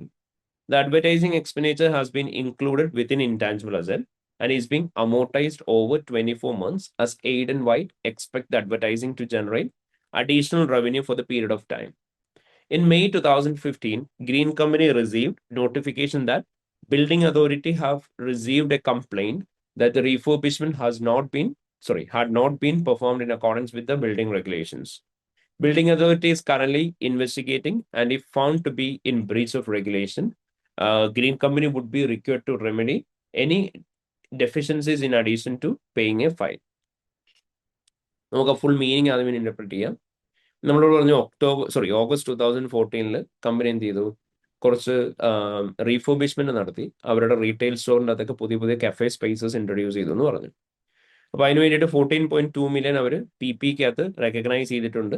Then 10 million loan എടുത്തിട്ടാണ് അവർ ഈ funding ചെയ്തതെന്ന് പറഞ്ഞു. അത് നമ്മളോട് പറഞ്ഞിട്ടുണ്ട് ലോണിന്റെ amount എന്ന് പറയുന്നത് 5 yearly equal instalment ആയിട്ട് പേ ചെയ്യേണ്ടതാണ് from September 2015 onwards, which means following the next year. And നമ്മളോട് പറഞ്ഞു നവംബർ 2014 കമ്പനി അതേപോലെ തന്നെ 400,000 അഡ്വർടൈസിങ്ങിന് വേണ്ടിയിട്ട് സ്പെൻഡ് ചെയ്തിട്ടുണ്ട്. ആൻഡ് അത് കഫേസ് ഓപ്പൺ ചെയ്യാൻ വേണ്ടിയിട്ടാണെന്ന് പറഞ്ഞു അഡ്വർടൈസിങ്ങിന് വേണ്ടിയിട്ട് സ്പെൻഡ് ചെയ്തേക്കുന്നത്. ആൻഡ് കഫേസ് അവർ ഓപ്പൺ ചെയ്യുകയും ചെയ്തു. ആൻഡ് അഡ്വർടൈസിങ് എക്സ്പെൻഡിച്ചർ അവരെന്ത് ചെയ്തു, എന്നിട്ട് ഇൻടാഞ്ചിബിൾ ആയിട്ടാണ് കാണിച്ചേക്കുന്നത്. എന്നിട്ട് 2 yearsലേക്ക് അവർ അതിനെ അമോർട്ടൈസ് ചെയ്യാണ് ചെയ്യുന്നത്. കാരണം നെക്സ്റ്റ് ഇയറിലും കൂടെ അതിന്റെ റവന്യൂ വരും എന്ന് പറഞ്ഞ്. കാരണം നമ്മളോട് പറഞ്ഞിട്ടുണ്ട് ബിൽഡിംഗ് അതോറിറ്റി അപ്പോൾ നമ്മുടെ കമ്പനിയിലേക്ക് ഒരു നോട്ടിഫിക്കേഷൻ അയച്ചിട്ടുണ്ട്, നമ്മുടെ ബിൽഡിംഗ് റെഗുലേഷൻസ് നമ്മൾ ഫോളോ ചെയ്യാതാണ് റീഫോർബിഷ്മെന്റ് നടത്തിയെന്ന് പറഞ്ഞ്. ആൻഡ് ആ കേസ് ഇപ്പോൾ ഇൻവെസ്റ്റിഗേഷൻ നടന്നുകൊണ്ടിരിക്കുകയാണ്. ആൻഡ് ബ്രീച്ച് എങ്ങാനും കണ്ടുപിടിച്ചു കഴിഞ്ഞാൽ നമ്മൾ എന്ത് ചെയ്യേണ്ടി വരും, നമ്മൾ അതിന് പെനാൽറ്റി പേ ചെയ്യേണ്ടി വരും എന്നും പറഞ്ഞിട്ടുണ്ട്. ഓക്കെ, ബ്രീച്ച് ഉണ്ടെന്ന് പറഞ്ഞിട്ടില്ല, ബ്രീച്ച് കണ്ടുപിടിച്ചാൽ പെനാൽറ്റി പേ ചെയ്യേണ്ടി വരും എന്നാണ് പറഞ്ഞത്. Okay, fine. So as of now നമുക്ക് ഏതൊക്കെ ട്രീറ്റ്മെന്റ്സ് വെക്കാനുള്ളതെന്ന് പറയോ? റീഫർബിഷ്മെന്റ് കോസ്റ്റ് 14.2 million അത് PPയിൽ ഫുൾ ആയിട്ട് റെക്കഗ്നൈസ് ചെയ്തു. ഓക്കെ, അവിടെ റവന്യൂ റീഫർബിഷ്മെന്റ് കോസ്റ്റ് 14.2 million അവർ മൊത്തം PPയിൽ കാണിച്ചിട്ടുണ്ട്. കാണിക്കാൻ പറ്റുമോ? ഇല്ല, റവന്യൂ എക്സ്പെൻഡിച്ചേഴ്സ് ഉണ്ടെങ്കിൽ എക്സ്പെൻസ് ചെയ്യണം ഓക്കെ, 16 പ്രകാരം. സ്റ്റാൻഡേർഡ് ഏതാടാ വരിക? IAS IA 16. 6 PP. IAS 16 PP ആണ്. And as per IAS 16 PP നമ്മൾ പഠിച്ചിട്ടുണ്ട്, only those expenses that are directly attributable to the capitalization expenditure capitalization. could be included within PP. All other expenses should be expensed in the P&L. ഇവിടെ company എന്താ ചെയ്തേക്കുന്നത്? Refurbishment cost 14.2 million എന്ത് ചെയ്തു? PP യിലാണ് മൊത്തമായി കാണിച്ചേക്കുന്നത്. അപ്പൊ അതുകൊണ്ട് എന്ത് സംഭവിച്ചിട്ടുണ്ടാവും പറയാം? PP will be overstated, അല്ലെ? PP will be overstated and the expenses will be understated. understated. Okay, അപ്പൊ അത് പറയാം. The company have spent 14.2 million on refurbishment and has recognized the whole amount within non-current assets. എന്നിട്ട് നിങ്ങൾ treatment പറയാം, as per IAS 16 only those expenses that are directly attributable to the asset should be capitalized. All other expenses which does not meet the criteria need to be expensed in the P&L. Since the company have capitalized 14.2 million, the PP will be overstated and the expenses will be understated. Clear ആയോ? Yes, sir. Okay. നമുക്ക് എന്തായിരിക്കും response കൊടുക്കാൻ പറ്റുക? Breakdown of confirm ചെയ്യാം. എന്താ പറയാ? Obtain the breakdown of 14.2 million spent on refurbishment of assets and consider whether the Nature of expense. എടാ ഇവിടെ സ്പ്ലിറ്റ് ബിറ്റ്വീൻ എക്സ്പെൻസസ് അപ്രോപ്രിയേറ്റ് ആണോ നോക്കാൻ പറയണോ? പറ്റില്ല. വേണ്ട. കാരണം എന്താ? Split ചെയ്തിട്ടില്ല. അവർ സ്പ്ലിറ്റ് ചെയ്തിട്ടില്ല. അപ്പൊ നമ്മൾ എന്ത് ചെയ്താൽ മതി? 14.2 മില്യൺ PPയിൽ റീഫർബിഷ്മെന്റ് സ്പെൻഡ് ചെയ്തേക്കുന്നതിന്റെ ബ്രേക്ക് ഡൗൺ ഒപ്റ്റൈൻ ചെയ്യാൻ പറയാം. എന്നിട്ട് അവിടെ എന്ത് ചെയ്യാൻ പറയണം? നമ്മൾ റവന്യൂ എക്സ്പെൻഡിച്ചറിന്റെ നേച്ചറുള്ള ഏതെങ്കിലും ക്യാപിറ്റലൈസ് ചെയ്തിട്ടുണ്ടോ എന്ന് കൺഫേം ചെയ്യാൻ പറയാം. ക്ലിയർ ആയോ? യെസ്. അല്ലെങ്കിൽ Okay. ക്രൈറ്റീരിയ മീറ്റ് ചെയ്തത് മാത്രമേ ക്യാപിറ്റലൈസ് ചെയ്തിട്ടുള്ളൂ എന്നുള്ളതും either way പറയാം. രണ്ടും ഇമ്പാക്ട് സെയിം തന്നെയാണല്ലോ. ഓക്കെ, അപ്പൊ നമ്മൾ എന്ത് പറഞ്ഞാൽ മതി? Obtain the break down of 14.2 million spend on refurbishment cost and consider whether the expenditures which are of capital nature are only included within the refurbishment cost in accordance with IAS 16 PP പറയാ, അല്ല നേരെ തിരിച്ച് പറയാ. And consider whether any expenditures which are of revenue nature has been capitalized as part of refurbishment cost പറയാ. Clear ആയോ? Yes. Okay, പിന്നെ അടുത്ത എന്താ? ലോൺ ഉണ്ട് 10 മില്യൺ. ഓക്കെ, ലോൺ ഉണ്ട് 10 മില്യൺ. ലോണിന് പ്രത്യേകതയും കൂടെ ഉണ്ട്. എന്താണ്? പേ ചെയ്തത് 5 ആനുവൽ ഇൻസ്റ്റാൾമെന്റ് ആയിട്ടാണ് ചെയ്യേണ്ടത്, അല്ലേ? ഓക്കെ, അപ്പം ലോൺ എമൗണ്ട് ഈക്വൽ ഇൻസ്റ്റാൾമെന്റ് ആയിട്ട് ചെയ്യുന്ന സമയത്ത് 5 ഈക്വൽ ഇൻസ്റ്റാൾമെന്റ് ആയിട്ട് ചെയ്യുന്ന സമയത്ത് നമ്മൾ എന്താ ചെയ്യേണ്ടത്? 1 ഇയർ വരെയുള്ളത് നമ്മൾ കറന്റ് ലയബിലിറ്റി ആയിട്ട് കാണിക്കണം. 1 ഇയറിനുള്ളിൽ പേ ചെയ്യാനുള്ളത് നമ്മൾ കറന്റ് ലയബിലിറ്റി ആയിട്ട് ട്രീറ്റ് ചെയ്യണം. ബാക്കി 4 ഇയേഴ്സ് നമ്മൾ എന്തായിട്ട് കാണിക്കുക? Non current non current liability ആയിട്ട് കാണിക്കണം. റിസ്ക് എന്തായിരിക്കും അവിടെ ഉണ്ടാവാൻ ചാൻസ് ഉള്ളത്? പ്രോപ്പർ ആയിട്ട് സ്പ്ലിറ്റ് ചെയ്തിട്ടുണ്ടാവില്ല. Company whole amount total split ചെയ്തിട്ടുണ്ടാവും. നോൺ കറന്റ് ലയബിലിറ്റി ആയിട്ട് കാണിച്ചിട്ടുണ്ടാവും. ഓക്കെ, അപ്പൊ എന്ത് പറ്റും? നോൺ കറന്റ് ലയബിലിറ്റി ഓവർസ്റ്റേറ്റഡ് ആവും, കറന്റ് ലയബിലിറ്റി അണ്ടർസ്റ്റേറ്റഡ് ആവും. പെർഫെക്റ്റ്, അതിന് പറയാം. നിങ്ങൾ പറയാം the company have taken a new loan of 10 million which need to be repaid over 5 annual installments. Therefore, any amount which need to be paid within 1 year need to be treated as current liability and remaining need to be treated as non-current liability. However, there can be chances that the company might have treated the whole amount of 10 million as non-current liability, resulting in understated current liabilities and overstated non-current liabilities. നമുക്ക് response ഭയങ്കര easy response ആണ്. എന്തായിരുന്നു? Split നോക്കാം. Review the split between current and non-current liability and disclosures for the loan to confirm whether it has been treated in accordance with relevant standards പറയാം. ഇനി separate risk ആയിട്ട് preferably പറയണം എന്നില്ല. കാരണം ഞാൻ പറഞ്ഞിട്ടുണ്ട്, എപ്പോഴും ഒരു കാര്യത്തെ ബേസ് ചെയ്ത് മൾട്ടിപ്പിൾ റിസ്ക് എഴുതുന്നതിനേക്കാളും നല്ലത് എന്താണ്? മൾട്ടിപ്പിൾ റിസ്കുകൾ എഴുതുന്നതാണ്. അപ്പൊ ഇവിടെ നമുക്ക് അസോസിയേറ്റഡ് റിസ്ക് ആയിട്ട് വേണമെങ്കിൽ 4+1 നമുക്ക് പറയാൻ പറ്റുന്ന ഏതാ?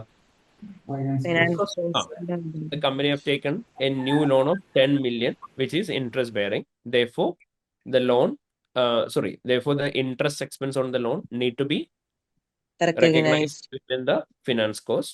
And in case if the company have not recognized it, may result in understated finance cost പറയാം. റെസ്പോൺസ് നമുക്ക് എന്ത് പറയാം? ടോട്ടൽ ലോണിന്റെ ഇൻട്രസ്റ്റ് എക്സ്പെൻസ് റീകാൽക്കുലേറ്റ് ചെയ്യാൻ പറയാം. ന്യൂ ലോണിന്റെ interest expense in accordance with loan agreements തന്നെയാണോ കാൽക്കുലേറ്റ് ചെയ്തേക്കുന്നത് കൺഫേം പറയാം. ഓക്കെ, ബട്ട് അത് പ്രിഫറബിളി സെപ്പറേറ്റ് റിസ്ക് ആയിട്ട് എഴുതണ്ട കേട്ടോ. ഓക്കെ, ചെയ്തിട്ടുണ്ടെങ്കിലും അതിന് മാർക്ക് കിട്ടുമോ? ഏതാ? ഇപ്പൊ അങ്ങനെ രണ്ട് സ്പ്ലിറ്റ് ആയിട്ട് ചെയ്തിട്ടുണ്ടെങ്കിലും മാർക്ക് കിട്ടും വയ്ക്കാം.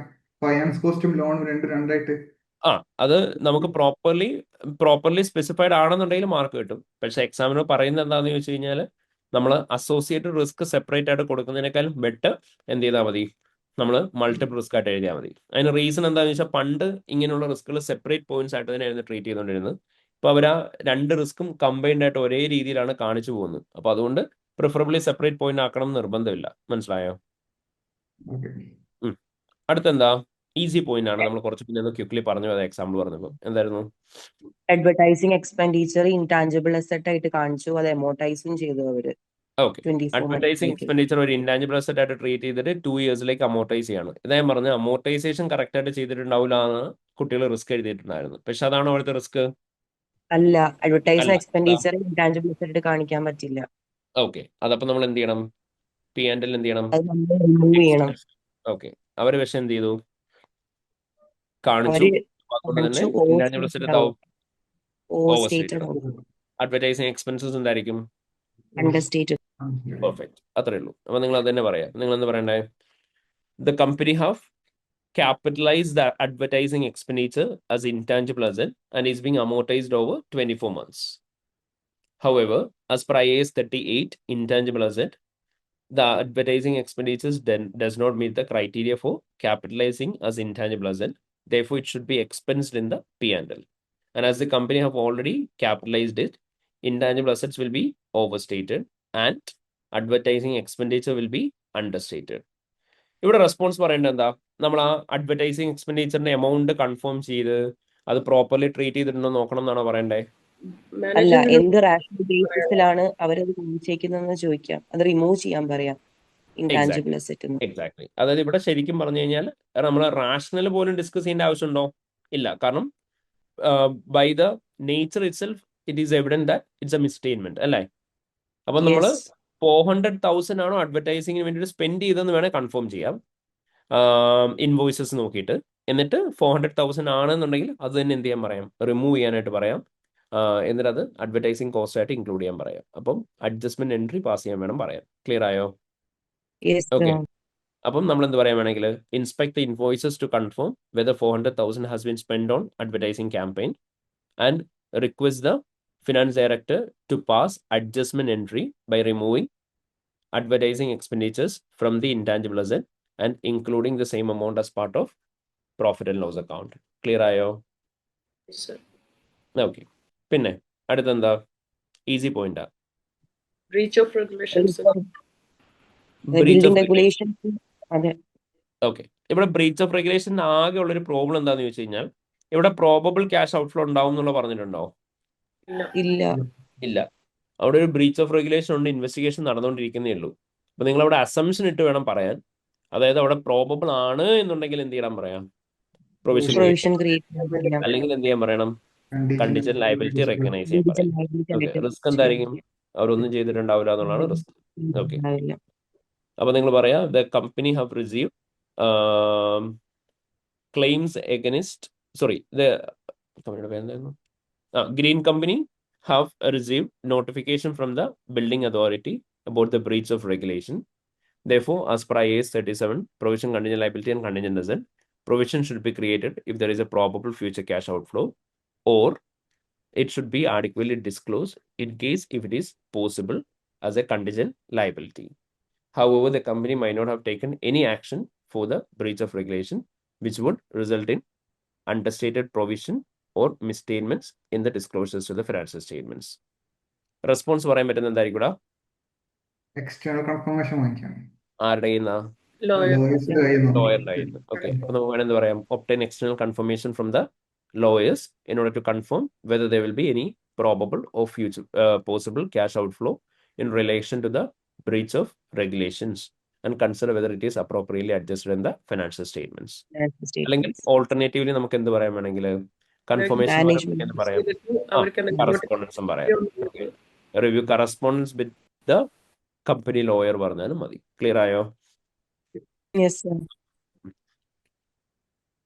Green Company sells a range of tropical plants. In August 2014, Green Company has begun to project to develop new technology for maintaining correct temperature and humidity in its greenhouses. The project is expected to complete in August 2015 And Green Company has incurred cost of $350,000, which are recognized within intangible assets. In May 2015, a flood caused water damage to the inventory of plants, which had cost $420,000. The company believes that the plant can still be sold, but at a reduced selling price. The financial statements for the year ending 31st July 2015 are expected to show revenue of 88.2 million, gross profit of 23 million, and operating profit of 6.3 million. Just leave it. And ഇവിടുന്ന് over the area. പറഞ്ഞു എന്തൊക്കെയുള്ളത്. ഒന്ന് development expenditure ഉണ്ട്. Okay, ഒന്ന് അവരെന്ത് ചെയ്യുന്നുണ്ട്, അവര് new technology develop ചെയ്യുന്നുണ്ട്. Criteria meet ചെയ്താൽ തന്നെ അതെ, ക്യാപിറ്റലൈസ് ചെയ്യണം. ക്യാപിറ്റലൈസ് ചെയ്യുന്നുണ്ട്. Okay, perfect. അപ്പൊ നമ്മളോട് ഒന്ന് പറഞ്ഞു, അവർ പറഞ്ഞു $350,000 റിസർച്ച് ആൻഡ് ഡെവലപ്മെന്റിന് സ്പെൻഡ് ചെയ്ത് അവർ ഇൻടാഞ്ചിബിൾ അസറ്റ് കാണിച്ചിട്ടുണ്ട്. നേരെ എടുത്ത് കാണിക്കാൻ പറ്റുമോ? പറ്റില്ല. ഇല്ല. ക്രൈറ്റീരിയ മീറ്റ് ചെയ്ത് മാത്രമേ ക്യാപിറ്റലൈസ് ചെയ്യാൻ പറ്റുള്ളൂ. അല്ലാത്ത എന്ത് ചെയ്യണം, റിസർച്ച് എക്സ്പെൻസ് ആയിട്ട് ട്രീറ്റ് ചെയ്യണം. പക്ഷെ അവർ മൊത്തം ക്യാപിറ്റലൈസ് ചെയ്തു, അതുകൊണ്ട് തന്നെ എന്ത് പറ്റും, ഇൻടാഞ്ചിബിൾ അസറ്റ് ഉണ്ടാവും. അപ്പൊ നിങ്ങൾ പറയാ green company have spend $350,000 on development of new project. Therefore, as per IAS 38 intangible asset, the research expenses should be expensed, and only development expenditure, which meets the criteria for capitalization, should be included within intangible asset.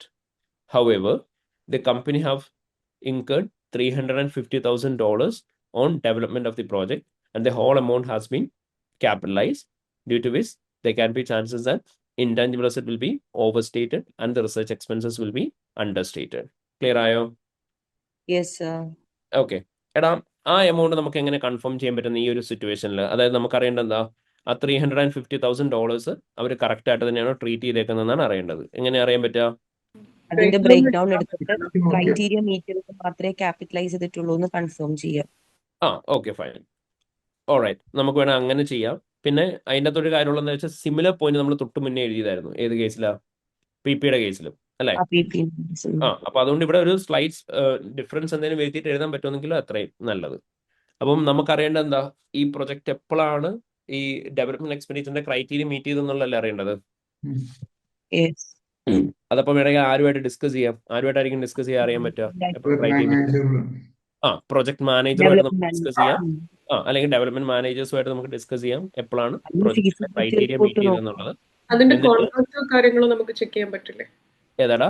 Contract വെച്ചിട്ടോ അങ്ങനെയൊന്നും നോക്കാൻ പറ്റില്ലേ? Contract വെച്ചിട്ട് check ചെയ്യാൻ പറ്റും. പക്ഷേ ഇത് നമ്മൾ ചെയ്ത ഡെവലപ്മെന്റ് അല്ലേ? ഓക്കെ, നമ്മൾ തേർഡ് പാർട്ടി ആയിട്ട് ചെയ്യുന്നതാണെങ്കിലല്ലേ നമുക്ക് കോൺട്രാക്ട് നോക്കാൻ പറ്റും. ഇതിപ്പോ നമ്മുടെ ഡെവലപ്മെന്റ് ടീം ചെയ്യുന്നല്ലേ, അപ്പൊ നമ്മുടെ ഡെവലപ്മെന്റ് മാനേജേഴ്സുമായിട്ട് ഡിസ്കസ് ചെയ്യാന്നുള്ളതല്ലേ ചെയ്യാൻ പറ്റുക. അപ്പൊ നമ്മുടെ ഡെവലപ്മെന്റ് മാനേജേഴ്സുമായിട്ട് നമുക്ക് ഡിസ്കസ് ചെയ്യാം. എന്നിട്ട് എപ്പോഴാണ് ക്രൈറ്റീരിയ മീറ്റ് ചെയ്തെന്നുള്ളത് നോക്കാം. എന്നിട്ട് അതിന് ശേഷമുള്ളത് മാത്രമാണോ ഇൻടാഞ്ചിബിൾ ആയിട്ട് ട്രീറ്റ് ചെയ്തേക്കുന്നുള്ള കൺസിഡർ ചെയ്യാൻ പറയാം. മനസ്സിലായോ? ഓക്കെ, അപ്പം നമ്മൾ എന്താ പറയുക, discuss with the project manager about the progress of the project and the stage when the company have met the criteria for capitalisation. എന്നിട്ട് നമ്മൾ എന്ത് ചെയ്യാൻ പറയാം, ആൻഡ് കൺസിഡർ വെദർ ഇവർ ഇൻക്ലൂഡ് ചെയ്തേക്കുന്ന എല്ലാ എമൗണ്ട്സും ശരിക്കും ക്രൈറ്റീരിയ മീറ്റ് ചെയ്ത് തന്നെയാണോ എന്നുള്ളത് കൺഫേം ചെയ്യാൻ പറയാം. അപ്പോൾ ഒരു പ്രൊസീജിയർ ആയിട്ട് പറഞ്ഞാൽ എങ്ങനെ പറയാൻ പറ്റുക, discuss with the project manager about the stage of completion of the project and the point where the particular asset has met the criteria for capitalization, and consider whether the whole amount of 350,000 included within the intangible asset are capitalized in accordance with IAS 38 intangible asset. Clear ayo? Yes sir. Yes sir. Okay, അടുത്ത എന്താ? Inventory damage ആയിട്ടുണ്ട്. Inventory damage അത് company അതെ sold ചെയ്യുന്നതാണ് company believe ചെയ്തത് reduced selling പ്രൈസിൽ. Okay, അത് off ചെയ്യണം cost or NR, lower of cost or NRVയിൽ.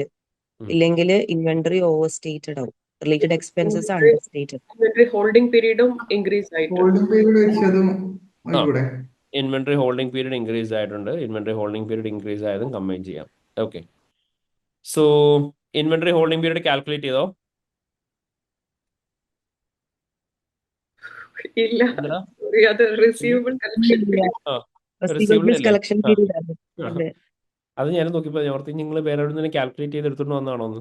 Okay, fine. So അത് റിസീവബിൾസ് കളക്ഷൻ പീരീഡ് ആണേ. ഓക്കെ, ഇൻവെന്ററിയുടെ അല്ല. നമുക്ക് എന്താ പറയാൻ പറ്റുക,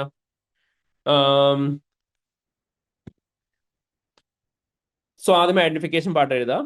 the company holds an inventory which cost $450,000 which have been caused damage during the year. Therefore, the inventory should be written down to the lower of cost of NRV in accordance with IAS 2. However, there can be chances that the company might not have done that, resulting in overstated inventory and understated related cost. ഇനി നമുക്ക് അവിടെ കൊടുക്കാൻ വരുന്ന response എന്തായിരിക്കും?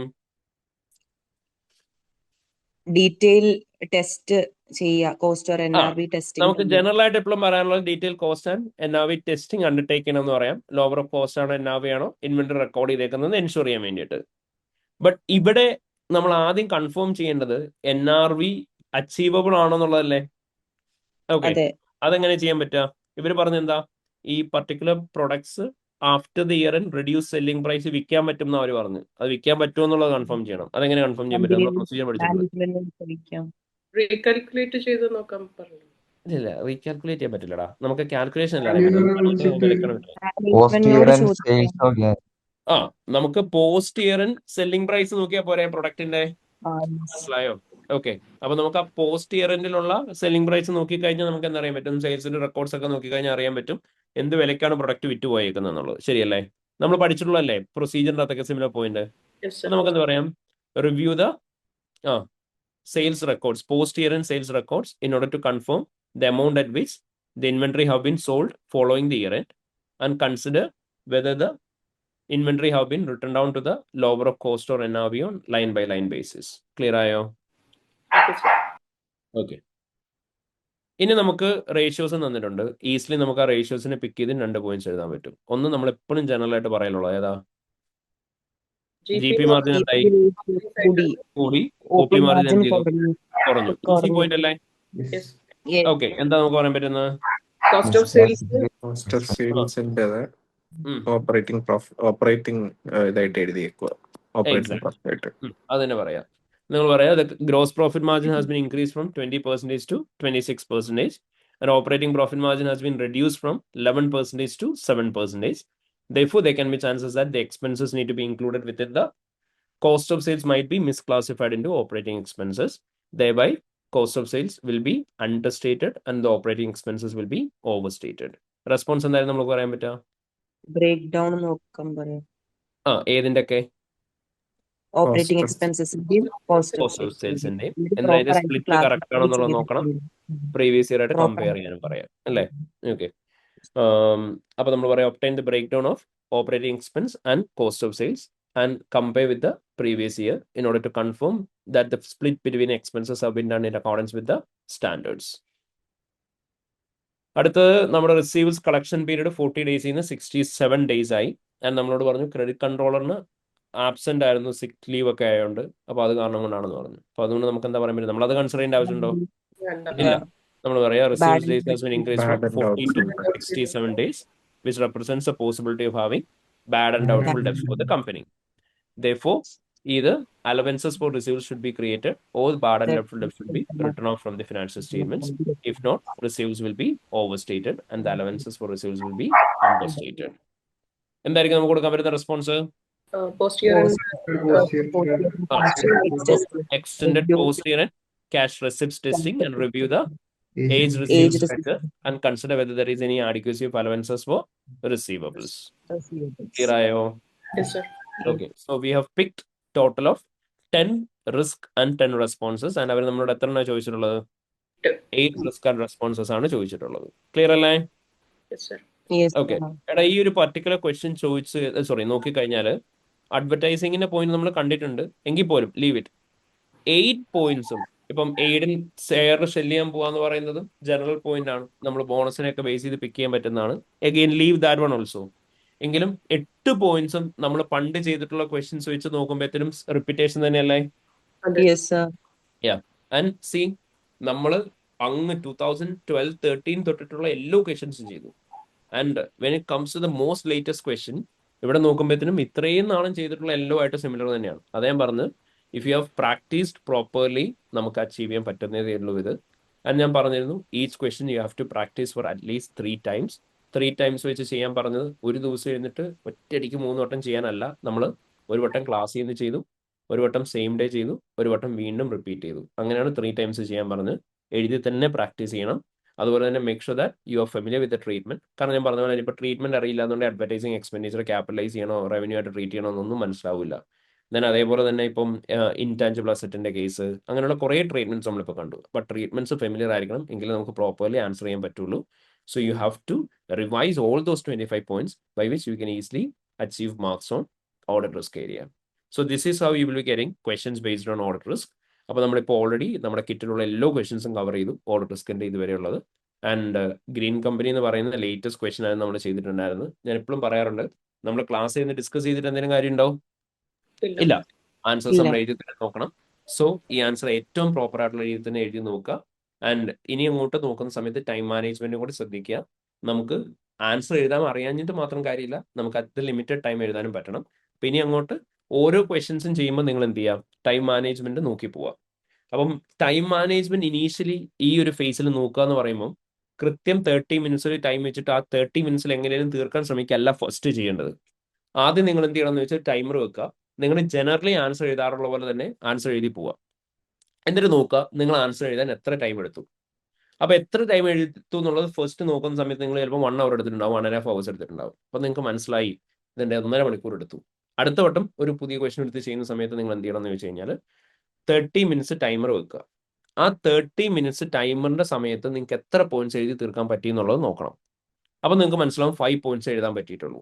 അപ്പോൾ നിങ്ങൾ നോക്കുക അവിടെ ഏതൊക്കെ പോയിന്റ്സ് എഴുതാനായിട്ടാണ് കൂടുതൽ ടൈം എടുത്തത്. അപ്പോൾ ആ ടൈം എടുത്ത പോയിന്റ് കൂടുതൽ വട്ടം റിപ്പീറ്റ് ചെയ്ത് എഴുതി പഠിക്കുക, ഓൺ വേർഡ്സിൽ എഴുതാൻ ശ്രമിക്കുക. അങ്ങനെ എഴുതി ടൈം മാനേജ്മെന്റ് മാനേജ് ചെയ്യുക. അതായത് ഒരിക്കലും നമ്മൾ ഫസ്റ്റ് പോയിന്റ് ഒന്ന് എഴുതിയിട്ട് ആദ്യമായിട്ട് ഒരു പോയിന്റ് ഫസ്റ്റ് ടൈം അവർ എഴുതിയിട്ട് ടൈം മാനേജ് ചെയ്യണമെന്ന് വെച്ച് കഴിഞ്ഞാൽ നടക്കില്ല.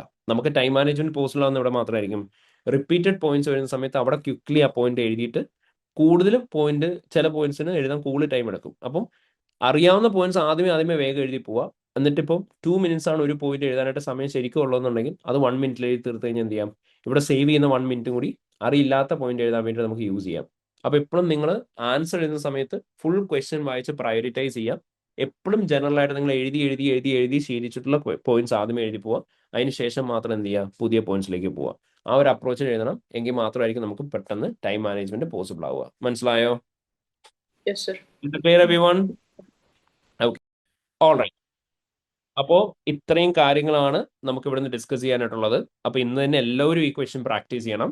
And to revise the area of 25 points. അപ്പോൾ നമുക്ക് നാളെ നമ്മുടെ ഇന്റേണൽ കൺട്രോൾസിന്റെ ഏരിയ ഫോക്കസ് ചെയ്യാം.